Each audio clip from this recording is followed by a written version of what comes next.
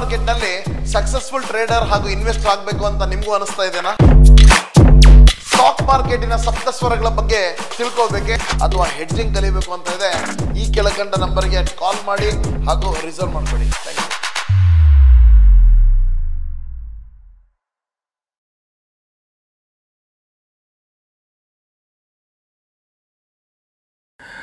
ಸ್ನೇಹಿತರೆ ನಮಸ್ಕಾರ. ಗೌರೀಶ್ ಅಕ್ಕಿ ಸ್ಟುಡಿಯೋದ ವಿಶೇಷ ಕಾರ್ಯಕ್ರಮ ಮಹಾಮನಿ ನಿಮಗೆಲ್ಲ ಆತ್ಮೀಯ ಸ್ವಾಗತ. ನಾನು ಗೌರೀಶ್ ಅಕ್ಕಿ. ಮನಿ ಯಾರಿಗೆ ತಾನೇ ಇಷ್ಟ ಇಲ್ಲ ಅಥವಾ ಮನಿ ಯಾರಿಗೆ ತಾನೇ ಬೇಡ ಹೇಳಿ? ಒಂದು ಸಮೃದ್ಧ ಲೈಫು ಅಂತಂದರೆ ನಮ್ಮ ಹಿಂದೂ ಸಂಸ್ಕೃತಿಯಲ್ಲೂ ಕೂಡ ದುಡ್ಡಿಗೊಂದು ಅತ್ಯಂತ ಹೆಚ್ಚಿನ ಪ್ರಾಧಾನ್ಯತೆಯನ್ನು ಕೊಡಲಾಗಿದೆ. ಹೀಗಾಗಿ ನಾವು ಇವತ್ತು ಈ ಒಂದು ಕಾರ್ಯಕ್ರಮದಲ್ಲಿ ದುಡ್ಡಿನ ಬಗ್ಗೆ ಮಾತಾಡ್ತೀವಿ. ಆದರೆ ದುಡ್ಡನ್ನು ಗಳಿಸೋಕ್ಕೆ ಸಾಕಷ್ಟು ದಾರಿಗಳು, ವಿಧಾನಗಳು, ಪಾಸಿಟಿವ್ ಆಗಿರೋ ವಿಧಾನಗಳು, ದಾರಿಗಳೆಲ್ಲ ಇವೆ. ಅದರಲ್ಲಿ ಒಂದು ಸ್ಟಾಕ್ ಮಾರ್ಕೆಟ್. ಸೊ ಹೀಗಾಗಿ ಇವತ್ತು ನಮ್ಮೊಂದಿಗಿದ್ದಾರೆ CA Dayanand Bongale, stock market training ಇನ್ಸ್ಟಿಟ್ಯೂಟ್ನ ಮಾಲೀಕರು, ಟ್ರೇಡರ್, ಟ್ರೈನರ್, ಇನ್ವೆಸ್ಟರ್ ಆಗಿರುವಂಥ CA ದಯಾನಂದ್ ಬೊಂಗಾಳೆ ಅವರು. ಸರ್ ನಿಮಗೆ ಸ್ವಾಗತ, ಒಂದು ನಮಸ್ಕಾರ. ನಮಸ್ಕಾರ ಸರ್. ಹೇಗಿದ್ದೀರಿ ಸರ್? ಸೂಪರ್ ಸರ್, ಚೆನ್ನಾಗಿದ್ದೀನಿ. ನಿಮ್ಮನ್ನು ನೋಡಿದ್ರೆ ಒಂದು ಖುಷಿ Dayanand sir. Thank you so much sir. So Dayanand sir ಅವ್ರು ನಾನು ಭೇಟಿಯಾಗಿದ್ದೆ ಇಲ್ಲಿ. ಅದಾದಮೇಲೆ ನಾನು ಅವ್ರ ಇನ್ಸ್ಟಿಟ್ಯೂಟ್ಗೆ ಹೋಗಿ ಒಂದು ಫಂಕ್ಷನಲ್ಲಿ ಭಾಗವಹಿಸಿದೆ. ನಮ್ಮ ಇನ್ಸ್ಟಿಟ್ಯೂಟಿಗೆ ನೀವು ಚೀಫ್ ಗೆಸ್ಟ್ ಆಗಿ ಕೂಡ ಹೌದು, ಅವರು ಎಕ್ಸ್ಪ್ಯಾಂಡ್ ಮಾಡಿದರು ತಮ್ಮ ಇನ್ಸ್ಟಿಟ್ಯೂಟ್ನ. ಜಾಸ್ತಿ ಸ್ಟೂಡೆಂಟ್ಸ್ ಬರ್ತಾ ಇದ್ದಾರೆ, ತುಂಬ ಒಳ್ಳೆಯದಾಗ್ತಾ ಇದೆ. ಸೊ ಅದು ಹಾಗೆ ಆಗಲಿ ಮತ್ತು ಜನರಿಗೂ ಕೂಡ ಅವರಿಂದ ಒಳ್ಳೆಯದಾಗಲಿ ಅಂತ ಒಂದು ಹಾರೈಕೆಯೊಂದಿಗೆ ಎಲ್ಲ ಗುರು ಹಿರಿಯರ ಆಶೀರ್ವಾದ, ಅಪ್ಪ ಅಮ್ಮನ ಆಶೀರ್ವಾದ ಮತ್ತು ಎಲ್ಲರ ಹಾರೈಕೆ ಸರ್, ಅಷ್ಟೇ ನಮ್ಮದೇನಿಲ್ಲ. Yes sir. ಅವತ್ತು ಆ ಕಾರ್ಯಕ್ರಮದಲ್ಲಿ ನನಗೊಂದು ನೆನಪು ಬರ್ತಾ ಇದೆ. Yes sir. ಸರ್ ಮಾತಾಡೋಕ್ಕೆ ಶುರು ಮಾಡಿದರು, ಬಟ್ ಮಾತಾಡೋಕ್ಕೆ ಆಗಲಿಲ್ಲ. He was so emotional, he started crying. ಆಮೇಲೆ ಸ್ವಲ್ಪ ಟೈಮ್ ತೊಗೊಂಡು ಮತ್ತೆ ಅವರು ಮಾತಾಡಿದ್ದಂಗೆ ನೆನಪಿದೆ. ಸೊ ಅದ್ರ ಹಿಂದೆ ಅಂದರೆ ಏನೋ ಒಂದು ಪರಿಶ್ರಮ ಇದೆ, ಏನು ಅದ್ರ ಹಿಂದೆ ಒಂದು ಸ್ಟ್ರಗಲ್ ಇದೆ, ಅಥವಾ ಅದು ಒಂದು ಸಾಧನೆ ಅಂತ ಅನ್ನೋದಿರುತ್ತಲ್ಲ, ಅದು ನಮಗೆ ದೂರಿಂದ ನೋಡಿದಾಗ ಮಾಡಿದ್ದಾರೆ ಅಂತ ಅನಿಸುತ್ತೆ. ಬಟ್ ಅದರಿಂದ ಶ್ರಮ ಇರುತ್ತೆ. ಸೊ ಆ ಶ್ರಮದ ಪ್ರತಿಫಲ. ಸೊ ಇವತ್ತು ನಾವು ಹಣ ಗಳಿಸೋದು ಹೇಗೆ ಅನ್ನೋದನ್ನು ಕಲಿಯೋಕ್ಕಿಂತ ಮುಂಚೆ, ಅಥವಾ ಸ್ಟಾಕ್ ಮಾರ್ಕೆಟ್ ಲಾಭ ಮಾಡೋದು ಹೇಗೆ ಅಂತ ಕಲಿಯೋದಕ್ಕಿಂತ ಮುಂಚೆ, ಅಲ್ಲಿರುವ ರಿಸ್ಕನ್ನು ಮ್ಯಾನೇಜ್ ಹೆಂಗೆ ಮಾಡೋದು ಅನ್ನೋದನ್ನು ಫಸ್ಟ್ ಕಲ್ಕೊಳ್ಳೋಣ. ಏನಂತೀರಿ ಸರ್? Exactly sir. ಸೊ ಇವತ್ತು ನಾವು ಮಾಡ್ತಾ ಇದ್ದೀವಿ, ಬಟ್ ಇದಕ್ಕಿಂತ ಮುಂಚೆ ಕೂಡ ನಾವು ಸಾಕಷ್ಟು ಟಿಪ್ಸ್ಗಳು ಮಾಡಿದ್ದೀವಿ. ನೋಡಿಲ್ಲ ದಯವಿಟ್ಟು ಅದನ್ನು ನೋಡಿ ನೀವು. ಸರ್, ಮೊದಲನೇದಾಗಿ ಹಣ ಗಳಿಸೋದು ಎಲ್ಲರಿಗೂ ಆಸೆ, ಆದರೆ ಎಲ್ಲಿ ಜಾಸ್ತಿ ಲಾಭ ಇರುತ್ತೋ ಅಲ್ಲಿ ಅಷ್ಟೇ ಒಂದು ರಿಸ್ಕ್ ಕೂಡ ಇರುತ್ತೆ ಅಲ್ವಾ ಸರ್? ಸೊ ಈ ರಿಸ್ಕ್ ಮ್ಯಾನೇಜ್ಮೆಂಟ್, ಇದ್ರ ಬಗ್ಗೆ ಏನು ಹೇಳಕ್ಕೆ ಇಷ್ಟಪಡ್ತೀರಿ ಸರ್ ನೀವು? Sir, risk management is very very important in stock market especially ಏನಂದರೆ, ಈಗ ಈ ಲಾಂಗ್ ಟರ್ಮ್ ಇನ್ವೆಸ್ಟರ್ಸಿಗೆ ರಿಸ್ಕ್ ಮ್ಯಾನೇಜ್ಮೆಂಟ್ ಅಷ್ಟು ಮಟ್ಟಿಗೆ ಬೇಕಾಗಲ್ಲ.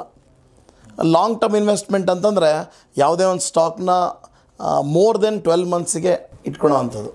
ಅಂದರೆ ಯಾರು ಈ ಫಂಡಮೆಂಟಲಿ ಗುಡ್ ಸ್ಟಾಕ್ಸ್ ಅಂತ ಬೈ ಮಾಡ್ತೀವಿ ನಾವು, ಫಾರ್ ಎಕ್ಸಾಂಪಲ್ PB ರೇಷಿಯೋ ಇರ್ಬೋದು, PE ರೇಷಿಯೋ ಇರ್ಬೋದು, ಡಿವಿಡೆಂಟ್ ಈಲ್ಡ್ ಇರ್ಬೋದು, ಈ ಥರದೊಂದಿಷ್ಟು ಪ್ಯಾರಾಮೀಟರ್ಸ್ಗಳು ಚೆಕ್ ಲಿಸ್ಟ್ ಮಾಡ್ಕೊಂಡಿರ್ತೀವಿ. ಸೊ ಎಸ್, ಇದು ಫಂಡಮೆಂಟಲಿ ಗುಡ್ ಸ್ಟಾಕ್ ಅಂತ ಅನಿಸುತ್ತೆ. ಆ ಸ್ಟಾಕ್ಸ್ನ ಲಾಂಗ್ ಟರ್ಮಿಗೆ, ಅಂದರೆ ನನಗೋಸ್ಕರ ಇರಲಿ, ಇಲ್ಲ ನನ್ನ ಮಕ್ಕಳಿಗಿರಲಿ, ನನ್ನ ಮೊಮ್ಮಕ್ಕಳಿಗೆ ತನಕ ಏನೋ ಇರಲಿ, ನಾನು ಇದನ್ನು ಯಾವತ್ತೂ ಮಾರಲ್ಲಪ್ಪ, ಇದು ಒಳ್ಳೊಳ್ಳೆ ಸ್ಟಾಕ್ಸ್ಗಳು ಅಂತ ಅನಿಸುತ್ತಲ್ಲ, ಆ ರೀತಿ ಲಾಂಗ್ ಟರ್ಮ್ ಮಾಡೋದಕ್ಕೆ ರಿಸ್ಕ್ ಮ್ಯಾನೇಜ್ಮೆಂಟ್ ಬೇಕಾಗಲ್ಲ. ಬೇಸಿಕಲಿ ರಿಸ್ಕ್ ಮ್ಯಾನೇಜ್ಮೆಂಟ್ ಅಂದರೆ, ನಾನು ಹೂಡಿಕೆ ಮಾಡಿಬಿಟ್ಟಿದ್ದೀನಿ, ಒಂದು 50,000 ದುಡ್ಡು ಹಾಕ್ಬಿಟ್ಟಿದ್ದೀನಿ, ಅಯ್ಯೋ ಬಿದ್ದುಬಿಟ್ರೆ ಏನು ಮಾಡೋದು ಅನ್ನೋ ಒಂದು ಭಯ ಬೇಕಾಗಿಲ್ಲ. ಯಾಕಂದರೆ ನಾವು ಇನ್ವೆಸ್ಟ್ ಮಾಡೋದಕ್ಕಿಂತ ಮುಂಚೆ ಅದರ ಹಿಂದೆ ಸಾಕಷ್ಟು ಸ್ಟಡಿ ಮಾಡಿ, ಅನಲೈಸ್ ಮಾಡಿ, ಇದು ಒಳ್ಳೆ ಕಂಪ್ನಿ ಹೌದೋ ಇಲ್ಲೋ, ಅಥವಾ ಒಂದು ಕರೆಕ್ಟಾಗಿ ಒಂದು ಬೈಯಿಂಗ್ ಝೋನಲ್ಲಿ ಇದೇನೋ ಇಲ್ವೋ, ಇದು ಓವರ್ ಸೋಲ್ಡ್ ಆಗಿದೆನೋ ಇಲ್ವೋ, ಕಂಪ್ನಿನಲ್ಲಿ ಯಾವುದು ಮ್ಯಾನೇಜ್ಮೆಂಟ್ನಲ್ಲಿ ಏನು ಮಿಸ್ಮ್ಯಾನೇಜ್ಮೆಂಟ್ ಇಲ್ಲ, ಆ ಥರದ್ದು ಎಲ್ಲ ನೋಡಿಕೊಂಡೇ ಬೈ ಮಾಡಿರ್ತೀವಿ. ಸೊ ಅದನ್ನು ನಾವು ಲಾಂಗ್ ಟರ್ಮಿಗೆ ತೊಗೊಂಡಿದ್ದೀವಿ. ಸೊ ಅದಕ್ಕೆ ರಿಸ್ಕ್ ಮ್ಯಾನೇಜ್ಮೆಂಟ್ ಬೇಕಾಗಲ್ಲ. ಇಟ್ ಈಸ್ ಜಸ್ಟ್ ಲೈಕ್ ಒಂದು ಸೈಟ್ ತೊಗೊತೀವಿ, ದಿನ ಹೋಗಿ ಕಡಿಮೆ ಆಗಿದೆನೋ ರೇಟು, ಜಾಸ್ತಿ ಆಗಿದೆನೋ ರೇಟು ನೋಡಲ್ಲ. ಒಂದು ಸ್ವಲ್ಪ ವರ್ಷಗಳ ಬಿಟ್ಟ ಮೇಲೆ ಅದು ಡೆಫಿನೆಟ್ಲಿ ಒಂದು ಗ್ರೋತ್ ಅಪ್ಸೈಡೇ ಕಾಣಿಸ್ಕೊಂಡಿರುತ್ತೆ. ಸೇಮ್ ವೇ ಈ ಲಾಂಗ್ ಟರ್ಮ್ ಇನ್ವೆಸ್ಟ್ಮೆಂಟಿಗೆ ರಿಸ್ಕ್ ಮ್ಯಾನೇಜ್ಮೆಂಟ್ ಬೇಕಾಗಲ್ಲ. ಯಾರು ಈ ಸ್ವಿಂಗ್ ಟ್ರೇಡಿಂಗ್, ಪೊಸಿಷನಲ್ ಟ್ರೇಡಿಂಗ್ ಅಂದರೆ ಫ್ಯೂಚರ್ ಆ್ಯಂಡ್ ಆಪ್ಷನ್ಸ್ನಲ್ಲಿ ಟ್ರೇಡ್ ಮಾಡಲಿಕ್ಕೆ ಹೋಗ್ತಾರೆ, ಅಥವಾ ಫ್ಯೂಚರ್ಸ್ ಬೈ ಮಾಡಿಬಿಟ್ಟಿರ್ತಾರೆ, ಆ ಫ್ಯೂಚರ್ಸ್ ಮತ್ತು ಆಪ್ಷನ್ಸ್ ಅನ್ನೋದು ಒಂದು ಕಾಂಟ್ರಾಕ್ಟ್, ಅಂದರೆ ಒಂದು ಒಪ್ಪಂದ, ಒಂದು 3 ತಿಂಗಳಿಗೋಸ್ಕರನೋ 2 ತಿಂಗಳಿಗೋ 1 ತಿಂಗಳಿಗೋ ಮಾಡಿರ್ತಕ್ಕಂಥ ಬೈಯರ್ ಮತ್ತು ಸೆಲ್ಲರ್ ಮಾಡತಕ್ಕಂಥ ಒಂದು ಒಪ್ಪಂದ. ಅದನ್ನು ಕಂಪಲ್ಸರಿ ಕ್ಲೋಸ್ ಮಾಡಲೇಬೇಕು. ಫಾರ್ ಎಕ್ಸಾಂಪಲ್, ನಾನು 100 ರೂಪಾಯಿಗೆ ಒಂದು ಯಾವುದೋ ಒಂದು ಫ್ಯೂಚರ್ ತೊಗೊಂಡಿರ್ತೀನಿ, ಒಂದು ಯಾವುದೋ ಸ್ಟಾಕಿಂದು. ಸೊ ನೀವು 100 ರೂಪಾಯಿಗೆ ಸೆಲ್ ಮಾಡಿರ್ತೀರ, ನನಗೆ 100 ರೂಪಾಯಿ ಇರೋದು 110 ರೂಪಾಯಿಗೆ ಹೋಗ್ಬಿಟ್ರೆ ನನಗೆ 10 ರೂಪಾಯಿ ಲಾಭ ಆಯಿತು, ನಿಮ್ಗೆ 10 ರೂಪಾಯಿ ಲಾಸ್ ಆಯಿತು. ಆದರೆ ನಾನು ತೊಗೊಂಡಿದ್ದೀನಿ 100 ರೂಪಾಯಿ ಇರೋದು 90 ರೂಪಾಯಿಗೆ ಬಿದ್ದುಬಿಟ್ರೆ 10 ರೂಪಾಯಿ ಲಾಸ್ ನನಗಾಗುತ್ತೆ. ಸೊ ಈಗ ನನಗೆ 10 ರೂಪಾಯಿ ಲಾಸ್ ಆಗುತ್ತೆ. ಇದು 3 ತಿಂಗಳು ಟೈಮ್ ಕಳೆದ್ಬಿಡ್ತು. ಫಾರ್ ಎಕ್ಸಾಂಪಲ್ ಇವತ್ತು 1ನೇ ತಾರೀಕು 3 ತಿಂಗಳ ತನಕ ಕಾಂಟ್ರಾಕ್ಟ್ ಮಾಡಿದ್ವಿ, 3 ತಿಂಗಳಿಗೆ ಮುಗಿದೋಯ್ತು. ₹10 ಲಾಸ್ ಬುಕ್ ಮಾಡಲೇಬೇಕು. ಸೊ ಅದನ್ನು ಹೋಲ್ಡ್ ಮಾಡ್ತೀನಿ ಸರ್, ನಾನು ಲೈಫ್ ಟೈಮ್ ಇಟ್ಕೊತೀನಿ ಅನ್ನೋಕ್ಕೆ ಬರಲ್ಲ. ಯಾಕಂದರೆ ಇದು ಕಾಂಟ್ರಾಕ್ಟ್, ಆಪ್ಷನ್ಸ್ ಮತ್ತು ಫ್ಯೂಚರ್ ಕಾಂಟ್ರಾಕ್ಟ್ಸ್. ಸೊ ಅಲ್ಲಿ ಏನಾಗುತ್ತೆ, ಈ ಥರ ಲಾಸ್ ಆಗಬಾರ್ದು ಅಂದರೆ ಆವಾಗ ರಿಸ್ಕ್ ಮ್ಯಾನೇಜ್ಮೆಂಟ್ ಬೇಕಾಗುತ್ತೆ. ಸೊ ರಿಸ್ಕ್ ಮ್ಯಾನೇಜ್ಮೆಂಟ್ ಅಂತ ಹೇಳಿದಾಗ 2 ರೀತಿ ಬರುತ್ತೆ. ಒಂದು ಸ್ಟಾಪ್ ಲಾಸ್ನ ಇಟ್ಕೊಂಡು ರಿಸ್ಕ್ ಮ್ಯಾನೇಜ್ ಮಾಡೋವಂಥದ್ದು, 2ನೇದು ಹೆಡ್ಜಿಂಗ್ ಅಂತ ಬರುತ್ತೆ. ಆ ಹೆಡ್ಜಿಂಗ್ ಮುಖಾಂತರ ಒಂದು ರಿಸ್ಕ್ ಮ್ಯಾನೇಜ್ಮೆಂಟ್ ಮಾಡ್ತಕ್ಕಂಥದ್ದು ಸರ್. ಈಗ ಸ್ಟಾಪ್ ಲಾಸ್ ಮತ್ತು ಹೆಡ್ಜಿಂಗ್ 2 ರಿಸ್ಕ್ ಮ್ಯಾನೇಜ್ಮೆಂಟ್ಗಳಲ್ಲಿ ಹೇಳಿದ್ರಿ. ಈಗ ನಾವು ಹೆಡ್ಜಿಂಗ್ ಬಗ್ಗೆ ನೀವು ಸುಮಾರು ಮುಂಚೆ ಕೂಡ ಮಾತಾಡಿದರೆ, ಸ್ಟಾಪ್ ಲಾಸ್ ಬಗ್ಗೆ ಕೂಡ ಮಾತಾಡಿದರೆ ನೀವು. ಈಗ ಕಂಪೇರಿಟಿವ್ ಸ್ಟಡಿ ಮಾಡಿದರೆ ಸರ್ ಯಾವ್ದು ಬೆಟರ್ ಅಂತ ನಿಮ್ಗೆ ಅನಿಸುತ್ತೆ? ಸರ್ ನನ್ನ ಪ್ರಕಾರ ಸ್ಟಾಪ್ ಲಾಸ್ ಅಂದರೆ ಅದು ಆ್ಯಕ್ಚುಲಿ ಲಾಸೇ ಅದು. ಈಗ ₹100 ಖರೀದಿ ಮಾಡಿದ್ದೀನಿ, ₹92 ಬಂದುಬಿಟ್ರೆ ನಾನು ಬೇಡಪ್ಪ ಎಕ್ಸಿಟ್ ಆಗಿಬಿಡ್ತೀನಿ, ನನಗೆ ಬೇಡ ಇನ್ನೂ ಬೀಳ್ಬೋದು ಅನ್ನೋ ಮನಸ್ಥಿತಿ ಇರುತ್ತೆ. ಸೊ ₹100 ₹92 ತನಕ ಬಂದಾಗ ₹8 ಆಲ್ರೆಡಿ ಲಾಸ್ ಅದು. ಸೊ ಅದು ಲಾಸ್ ಬುಕ್ ಮಾಡ್ದಂಗೆ. ಸ್ಟಾಪ್ ಲಾಸ್ ನಾನು ಯಾವಾಗಲೂ ಪ್ರತಿ ಸರಿ ಹೇಳ್ತಾ ಇರ್ತೀನಿ, it is not STOP loss. S ತೆಗೆದುಬಿಟ್ರೆ it is top loss. So it is a loss only. 2ನೇದು ಇನ್ನು ಬಂದಾಗ ಹೆಡ್ಜಿಂಗ್ ಅಂತ ಬಂದಾಗ ಅಲ್ಲಿ ರಿವರ್ಸ್ ಪೊಸಿಷನ್ಸ್ ತೊಗೊತೀವಿ ನಾವು. ಅಂದರೆ ಒಂದು ಕೈಯಿಂದನೂ ಮೇಲೆ ಹೋಗುತ್ತೆ, ₹100 ಬೈ ಮಾಡಿದ್ದೀನಿ ನಾನು, ₹100ಗಿಂತ ಮೇಲೆ ಹೋಗುತ್ತೆ ಅನ್ನೋದು ನನ್ನ ಮನಸ್ಥಿತಿ. ಹೋಗಲಿಲ್ಲ ಅಂದರೆ ಕ್ವಶನ್ ಮಾರ್ಕ್ ಇರುತ್ತಲ್ಲ ಸರ್, ಆ ಕ್ವಶನ್ ಮಾರ್ಕ್ ಟ್ಯಾಕಲ್ ಮಾಡಲಿಕ್ಕೆ ಇನ್ನೊಂದು ಕಾಂಟ್ರಾಕ್ಟ್ನ ತೊಗೊಳ್ಳೋವಂಥದ್ದು, ಇದು ಕೆಳಗೆ ಬೀಳುತ್ತೆ ಅಂತ. ಸೊ ಇದು ಎಷ್ಟೇ ಬಿದ್ದಂಗೆ ಈ ಕಡೆಯಿಂದ ಲಾಭ ಆಗ್ತಾ ಹೋಗುತ್ತೆ. ಸೊ ನನ್ನ ಪ್ರಕಾರ ಹೆಡ್ಜಿಂಗ್ ಈಸ್ ಬೆಸ್ಟ್ ಅನ್ಸುತ್ತೆ. ಯಾಕಂದರೆ ಸ್ಟಾಪ್ ಲಾಸ್ ಅನ್ನೋದು ಭಾಳ ಒಂಥರ ಏನಂದರೆ ನೋಡಲಿಕ್ಕೆ ನಾವು ಸ್ಟಾಪ್ ಲಾಸ್ ಸ್ವಲ್ಪ ಲಾಸ್ ಕಮ್ಮಿ ಆಯಿತು ಅಂತ ಅನಿಸುತ್ತೆ, ಬಟ್ ಲಾಸೇ ಅದು. ಆದರೆ ಹೆಡ್ಜಿಂಗ್ ಮಾಡಿದ್ರೆ ಏನಾಗುತ್ತೆ. ಆದಮೇಲೆ ಇನ್ನೊಂದು ವಿಚಾರ ಹೇಳಲಿಕ್ಕೆ ಇಷ್ಟಪಡ್ತೀನಿ ಸರ್. 18ನೇ ತಾರೀಕು ಏಪ್ರಿಲ್ 2024ಕ್ಕೆ 1:23:25 ಟೈಮ್ ಆಗಿತ್ತು. ಇದಕ್ಕೊಂದು ಇಂಜೆಕ್ಷನ್ ಎರರ್ ಅಂತ ಕರೀತಾರೆ. 18 ಏಪ್ರಿಲ್ 2024. ಎಸ್, ಮೊನ್ನೆ ಸ್ವಲ್ಪ ದಿನಗಳ ಮುಂಚೆ ಏನಾಯಿತು ಅಂದರೆ, ಹಿಂದೆಂದು ಒಂಥರ ಕೇಳರಿಯಾದ ಒಂಥರ ಒಂದು ವಿಚಿತ್ರ ಆಯಿತು ಅವತ್ತಿನ ದಿನ. ಏನು ಅಂದರೆ, ಕೇವಲ 18 ಸೆಕೆಂಡ್ನಲ್ಲಿ ಇಡೀ ನಿಫ್ಟಿ, ಫಾರ್ ಎಕ್ಸಾಂಪಲ್ ಒಂದು ನಿಫ್ಟಿ ಒಂದು ದಿನದಲ್ಲಿ ಒಂದು 200-250 ಪಾಯಿಂಟು ಒಂದು ಇಡೀ ದಿನದಲ್ಲಿ ಮೆಲ್ಲಗೆ ಬೀಳ್ತಾ ಬೀಳ್ಬೋದು. ಇದೆಲ್ಲ ನಾವು ನೋಡಿದ್ದೇವೆ. ಆದರೆ 1:23 ತನಕ ಯಾವುದೇ ರೀತಿಯ ಸುಳಿವು ಕೊಟ್ಟಿರಲಿಲ್ಲ ನಮಗೆ ಬೀಳುತ್ತೆ ಅಂತ. ಕೇವಲ 18 ಸೆಕೆಂಡ್ನಲ್ಲಿ 200 ಪಾಯಿಂಟ್ ಬಿತ್ತು ಕೆಳಗೆ. ಸೊ ಇಲ್ಲಿ ಏನಾಯಿತು ಅಂದರೆ, ಸ್ಟಾಪ್ ಲಾಸ್ನ ಒಂದು ಡಿಸ್ಅಡ್ವಾಂಟೇಜ್ ಹೇಳಲಿಕ್ಕೆ ಇಷ್ಟಪಡ್ತೀನಿ. ₹100 ಬೈ ಮಾಡಿದ್ರು, ₹92 ಸ್ಟಾಪ್ ಲಾಸ್ ಇಟ್ಟಿದ್ರು ಅಂತ ಇಟ್ಕೊಳ್ಳಿ ಸರ್, ಫಾರ್ ಇದೇ ಎಕ್ಸಾಂಪಲ್ನೇ. ಏನಾಯಿತು, ಸ್ಟಾಪ್ ಲಾಸಿನ ಒಂದು ಡಿಸ್ಅಡ್ವಾಂಟೇಜು ಅಂದರೆ, ಮಾರ್ಕೆಟ್ ಆ ಥರ ಒಂದೇ ಸರಿಗೆ ವಾಲಟಿಲಿಟಿ ಕಂಡಾಗ ಈ ₹100 ಪ್ರೈಸ್ ಇರೋದು 98, 97, 96, 92ಕ್ಕೆ ಬಂದರೆ ಅದು ಹಿಟ್ ಆಗುತ್ತೆ. ಬಟ್ ಓಪನ್ ಆಗಿದ್ದೆ ₹60 ನೆಕ್ಸ್ಟ್ ಸೆಕೆಂಡಿಗೆ. ಯಾಕಂದರೆ ಯಾವುದೋ ಮೆಟ್ಲಿಂದ ಇಳ್ಕೊತ ಬಂದರೆ ಆ ಕೆಳಗಿನ ಮೆಟ್ಲು ಸಿಗುತ್ತೆ. ಡೈರೆಕ್ಟಾಗಿ ಜಂಪ್ ಮಾಡಿದ್ರೆ ಕೆಳಗೆ ಆ ಮೆಟ್ಲಲ್ಲಿ ಸಿಕ್ತು ಮಧ್ಯದ್ದು. ಸೊ ಏನಾಯಿತು, ಸ್ಟಾಪ್ ಲಾಸೇ ಹಿಟ್ ಆಗಿಲ್ಲ. ಇವ್ರು ಬೈ ಮಾಡಿರೋ ₹100 ಬೈ ಮಾಡಿದ್ದಾರೆ, ₹92 ಸ್ಟಾಪ್ ಲಾಸ್ ಇಟ್ಟಿದ್ದಾರೆ, ಆರಾಮಾಗಿ ಹೊರಗಡೆ ಅಡ್ಡಾಡ್ತಿದ್ದಾರೆ. ಹೋಗ್ಲಿ ಬಿಡು, ಬಂದರೆ ಲಾಭ ಬರುತ್ತೆ, ಇಲ್ಲದ್ರೆ ಏನಪ್ಪ ₹8 ಲಾಸ್ ಆಯಿತು ಅಂತ ಅಂದ್ಕೊಂಡಿರ್ತಾರೆ. ಆದರೆ ₹100 ಸೀದಾ ಜಂಪ್ ₹60. ಈ ಸ್ಟಾಪ್ ಲಾಸ್ ಇಟ್ಟೇ ಆಗಿಲ್ಲ, ಹೆವಿ ಲಾಸ್. ಸೊ ಈ ರೀತಿಯ ಒಂದು ಪ್ರಾಬ್ಲಮ್ ಇದೆ ಸ್ಟಾಪ್ ಲಾಸಲ್ಲಿ. ಭಾಳ ಜನಕ್ಕೆ ಇದ್ರ ಬಗ್ಗೆ ಗೊತ್ತಿರಲ್ಲ. ಬಟ್ ಇದು ಟೆಕ್ನಿಕಲ್ ಎರರ್ ಸರ್. ಇದು ಯಾಕಂದರೆ ಇದು ಇಂಜೆಕ್ಷನ್ ಏರ್ ಅಂದರೆ ಅಮೆರಿಕನ್ನಲ್ಲಿ ಏನಾಗುತ್ತೆ ಸರ್ ಅಂದರೆ, ಇದೆಲ್ಲ ಒಂದು FIIsಗಳ ಆಟ ಇದು ಸ್ಟಾಕ್ ಮಾರ್ಕೆಟ್ ಅಂದರೆ. Foreign institutional investors. ನಾವುಗಳೆಲ್ಲ ಏನೋ 1000 ಲಕ್ಷ 1-2 ಕೋಟಿಲಿ ದುಡ್ಡು ಹಾಕ್ಬೋದು. ಸಾವಿರಾರು ಕೋಟಿಗಳನ್ನು ಒಂದು ಕ್ಲಿಕ್ನಲ್ಲಿ ಹೊಡಿತಾರೆ ಅವ್ರು ಫೈನ. ಸೊ ಇಲ್ಲೇನಾಗುತ್ತೆ, ಒಂದೇ ಸರಿಗೆ ಸೆಲ್ ಹಾಕಿದಾಗ ಮಾರ್ಕೆಟೇ ಕ್ರ್ಯಾಶು. ರಿಲಯನ್ಸ್ 2% ಬಿತ್ತು, TCS 2% ಬಿತ್ತು, ಇನ್ಫೋಸಿಸ್ 2% ಬಿತ್ತು, ICICI ಬಿತ್ತು 2%. ಇದ್ದಕ್ಕಿದ್ದಾಗೆ ವಿತಿನ್ 1 ಮಿನಿಟ್. ಸೊ ಏನಾಯಿತು ಅನ್ನೋಷ್ಟೊತ್ತಿಗೆ ಇವ್ರದ್ದು ಎಲ್ಲ ತಲ್ಲಣ. ಸೊ ಹಾಗಿದ್ರೆ ಸ್ಟಾಪ್ ಲಾಸ್ ನಾವು ಎಷ್ಟರ ಮಟ್ಟಿಗೆ ನಂಬಬೇಕು? ಯಾಕಂದರೆ ಕಷ್ಟಪಟ್ಟು ಇವತ್ತು ದುಡ್ದಿರ್ತೇವೆ ದುಡ್ಡನ್ನ. ನಾವು ಸ್ಟಾಪ್ ಲಾಸ್ ಇಟ್ಟಿದ್ದೀವಿ ಅಂತ ಅಂದ್ಕೊಂಡಿರ್ತೀವಿ. ಈ ಥರ ಯಾವುದೋ ಒಂದು ಇವೆಂಟ್ ಸಾಕು, 10,000 ದುಡಿದಿರೋದು 10 ಲಕ್ಷ ದುಡಿದಿರ್ಬೋದು. ಈ ಥರದ್ದು ಯಾವುದಾದ್ರೂ ಒಂದು ಗಮನ ಹಾಕ್ಲಿಲ್ದಂಗೆ ಏನೋ ಒಂದು ಈ ಥರ ಟ್ರೇಡಿಂಗ್ ಮಾಡಲಿಕ್ಕೆ ನಾನು ಪ್ರತಿ ಸರಿ ಹೇಳ್ತೀನಿ, ಆದಷ್ಟು ಮಟ್ಟಿಗೆ ಟ್ರೇಡಿಂಗ್ನೇ ಅವಾಯ್ಡ್ ಮಾಡಬೇಕು. ಲಾಂಗ್ ಟರ್ಮ್ ಇನ್ವೆಸ್ಟರ್ ಆಗಿದ್ದರೆ ಸುಖ ಅವರಿಗೆ ಯಾವಾಗಲೂ ಚೆನ್ನಾಗಿರುತ್ತೆ. ಟ್ರೇಡಿಂಗ್ ಮಾಡಬಾರ್ದು ಅಂತ ನನ್ನ ಮಾತಲ್ಲ ಸರ್. ಬೇಸಿಕಲಿ ಟ್ರೇಡಿಂಗ್ ಮಾಡಬೇಕು, ಅದರೊಳಗೆ ಬಂದಿರೋ ಲಾಭ ತೊಗೊಂಡೋಗಿ ಮತ್ತು ಲಾಂಗ್ ಟರ್ಮಿಗೆ ಇನ್ವೆಸ್ಟ್ ಮಾಡಬೇಕು. ಓಹೋ, that is what I believe sir. So ನೀವು ಕೇಳಿರೋ ಪ್ರಶ್ನೆಗೆ ನಾನು ಉತ್ತರ ಕೊಟ್ಟಿದ್ದೀನಿ ಅನಿಸ್ತಾ ಇದೆ. ಸ್ಟಾಪ್ ಲಾಸ್ಗಿಂತ ಹೆಡ್ಜಿಂಗ್ ಈಸ್ ಬೆಸ್ಟ್ ಅಂತ ನನಗೆ ಅನ್ಸುತ್ತೆ. ಸರ್ ಹೆಡ್ಜಿಂಗಲ್ಲಿ ನಾವು ಪ್ರಾಫಿಟ್ ಏನು ನಾವು ಪ್ರಾಫಿಟ್ ಆದರೆ ನಾವು ಅಂದರೆ ₹100 ಇರೋದು 10 ರೂಪಾಯಿದ 10 ಟಚ್ ಆಗುತ್ತೆ ಅಂತ ಮಾಡ್ಕೊಂಡಿರ್ತೀವಲ್ಲ ಸರ್, ಅಲ್ಲಿ ಕೂಡ ನಾವು ಅಂದ್ಕೊಂಡದ್ದು ದಾಟಿ ಮುಂದೆ ಹೋದರೆ ಅಲ್ಲಿ ಕೂಡ ನಾವು ಪ್ರಾಫಿಟಲ್ಲಿ ನಾವು ಕಳ್ಕೊಬೇಕಾಗುತ್ತೆ. ಕರೆಕ್ಟ್. ಅಂದರೆ ಓಕೆ, ನೀವು ಕೇಳ್ತಾ ಇರೋದು ಏನಂದರೆ ಹೆಡ್ಜಿಂಗ್ ಮಾಡೋದ್ರಿಂದ ಪ್ರಾಫಿಟ್ನಲ್ಲಿ ಏನಾರ ಕಳ್ಕೊತವ ಅಂತ. Definitely very technically very nice question ಅಂತ ನನಗೆ ಅನಿಸುತ್ತೆ. ಯಾಕಂದರೆ ಈಗ ₹100 ನಾವು ಖರೀದಿ ಮಾಡಿದ್ದೀವಿ, ಈ ಕಡೆ ಕಾಂಟ್ರಾಕ್ಟ್ ಏನು ಹೇಳಿದ್ದೀವಿ ಕೆಳಗೆ ಹೋಗುತ್ತೆ ಅಂತ ಹೇಳಿದ್ದೀವಿ ನಾವು ಇಲ್ಲಿ. ಸೊ ನೀವು ಮೇಲೆ ಹೋದರೆ ಈ ಕಡೆಯಿಂದ ಲಾಭ ಬರುತ್ತೆ, ಬಟ್ ಇಲ್ಲಿ ಕೆಳಗೆ ಹೋಗುತ್ತೆ ಅಂತೇಳಿ ಒಂದು ಸ್ವಲ್ಪ ಕಾಂಟ್ರಾಕ್ಟ್ ಎಂಟರ್ ಆಗಿದ್ದೀವಿ, ಅಲ್ಲಿ ಲಾಸ್ ಆಗ್ಬೋದಲ್ಲ ಅಂತ ಸರ್ ನಿಮ್ಮ ಪ್ರಶ್ನೆ? ಹೌದು, ನಾವು ಅಂದ್ಕೊಂಡಿದ್ದಕ್ಕಿಂತ ಮೇಲೆ ಹೋದರೆ ಅವಾಗ ನಮ್ಗೆ ಲಾಸ್ ಆಗುತ್ತಾ? ನಮಗೆ ಏನಾಗುತ್ತೆ, ಲಾಸ್ ಯಾವತ್ತಾಗಲ್ಲ, ಪ್ರಾಫಿಟ್ ಕಡಿಮೆ ಆಗ್ಬಿಡುತ್ತೆ. ಪ್ರಾಫಿಟಲ್ಲಿ ಒಂದು 2% ನಮ್ಗೆ ಕಡಿಮೆ ಆಗುತ್ತೆ ಅಷ್ಟೇ. ಇಲ್ಲ, ಒಂದೊಂದ್ಸರಿ ಪ್ರಾಫಿಟ್ ಲಾಕ್ ಆಗ್ಬಿಡುತ್ತೆ. ಓಕೆ, ಲಾಕ್ ಆಗ್ಬಿಡುತ್ತೆ. ಈಗ ಫಾರ್ ಎಕ್ಸಾಂಪಲ್ ನಂದೇ ಎಕ್ಸಾಂಪಲ್ ತೊಗೊಂಡ್ರೆ, ನಾನೊಂದು ಡಾಬರ್ ಅನ್ನೋ ಒಂದು ಕಂಪ್ನಿ ತೊಗೊಂಡಿದ್ದೆ. ಆ ಡಾಬರ್ ಕಂಪ್ನಿ ₹503 ತೊಗೊಂಡೆ. ನಾನೇನು ಮಾಡಿದೆ, ಈ ₹503 ₹514 ಬಂದಾಗ ಸುಮಾರು ಒಂದು 2.5% ಲಾಭ ಬಂತು ಅಂತೇಳಿ ಏನು ಮಾಡಿದೆ, 515ಕ್ಕಿಂತ ಮೇಲೆ ಹೋಗಲ್ಲ ಅಂತ ಈ ಕಡೆ ಕೈಯಿಂದ ಒಂದು ಕಾಂಟ್ರಾಕ್ಟ್ ಎಂಟರ್ ಆಗ್ಬಿಟ್ಟೆ ನಾನು. ಓಕೆ, ಇಲ್ಲ 503 ತೊಗೊಂಡಿದ್ದೀನಿ, 515ಕ್ಕಿಂತ ಮೇಲೆ ಹೋಗಲ್ಲ ಅಂತ ಒಂದು ಆಪ್ಷನ್ ಕಾಂಟ್ರಾಕ್ಟ್ ಎಂಟ್ರ್ ಆದೆ. ಅಲ್ಲಿ ನನಗೆ ₹15 ಪ್ರೀಮಿಯಮ್ ನನಗೆ ಸಿಕ್ತು. ಸೊ ನಾನು 530 ತನಕ ಸೇಫು, 515ಕ್ಕೆ ಹೋಗಲ್ಲ ಅಂತ ಎಂಟ್ರ್ ಆದೆ, ಅದು ಹೆಡ್ಜ್ ಮಾಡ್ಕೊಂಬಿಟ್ಟೆ. ಸೊ ಈ ಹೆಡ್ಜ್ ಮಾಡಿದಾಗ ಏನಾಯಿತು, ನನಗೆ ₹530 ತನಕ ನಾನು ಅಲ್ಲಿ ತನಕ ಇದ್ದರೆ ಸೇಫು, ಬಟ್ 530 ದಾಟ್ಕೊಂಡು ಹೋದ್ಮೇಲೆ ನನ್ನ ಲಾಭ ಅಷ್ಟಕ್ಕೆ ಆಯ್ತು, ಮುಗಿದೋಯ್ತು. ನೀವು 30ಕ್ಕೆ ನಿಮ್ಮ ಲಾಭ, 530ಕ್ಕೆ ಲಾಭ ನನ್ನ ಸೀಮಿತ. ಅದು 45 ಆದರೂ ಕೂಡ ನಿಮಗೆ ನನಗೇನು ಉಪಯೋಗ ಇಲ್ಲ ಅದು. ಬಟ್ ಏನಾಗುತ್ತೆ ಸರ್, ನೀವು ಕೇಳ್ತಿರೋದು ಅಂದರೆ ಪ್ರಾಫಿಟ್ ಕಡಿಮೆ ಆಗ್ತಿದ್ದಲ್ಲ ಅನಿಸುತ್ತೆ. ಇದು ಪ್ರಾಫಿಟ್ ಸಿನಾರಿಯೋ ನೋಡಿದ್ವಿ. 503ಕ್ಕೆ ತೊಗೊಂಡಿರೋದು ಇಲ್ಲಿ 490ಕ್ಕೆ ಬಿದ್ದರೂ ನನಗೇನು ಟೆನ್ಷನ್ ಇರಲಿಲ್ಲ. ಯಾಕಂದರೆ ₹15 ಇಸ್ಕೊಂಡ್ಬಿಟ್ಟಿದ್ದೆ ನಾನು ಹೆಡ್ಜಿಂಗ್ ಮಾಡಿಕೊಂಡು. ಸೊ ನಾನೇನು ಹೇಳ್ತೀನಿ ಅಂದರೆ ಸೇಫ್ಟಿ ಈಸ್ ಮೋರ್ ಇಂಪಾರ್ಟೆಂಟ್. ನಾವು ಎಷ್ಟು ದುಡ್ಡು ಮಾಡ್ತೀವಿ ಅನ್ನೋದಕ್ಕಿಂತ ಫಸ್ಟ್ ಮನೆಯಿಂದ ತೊಗೊಂಬಂದಿರೋ ದುಡ್ಡು ಸೇಫಾಗಿದೆನಾ ಅದನ್ನು ನೋಡ್ಕೋಬೇಕು ಅಂತ. ಯಾಕಂದರೆ 97% ಜನ ದುಡ್ಡು ಕಳ್ಕೊತಾರೆ, 3% ಜನ ದುಡ್ಡು ಮಾಡೋದು.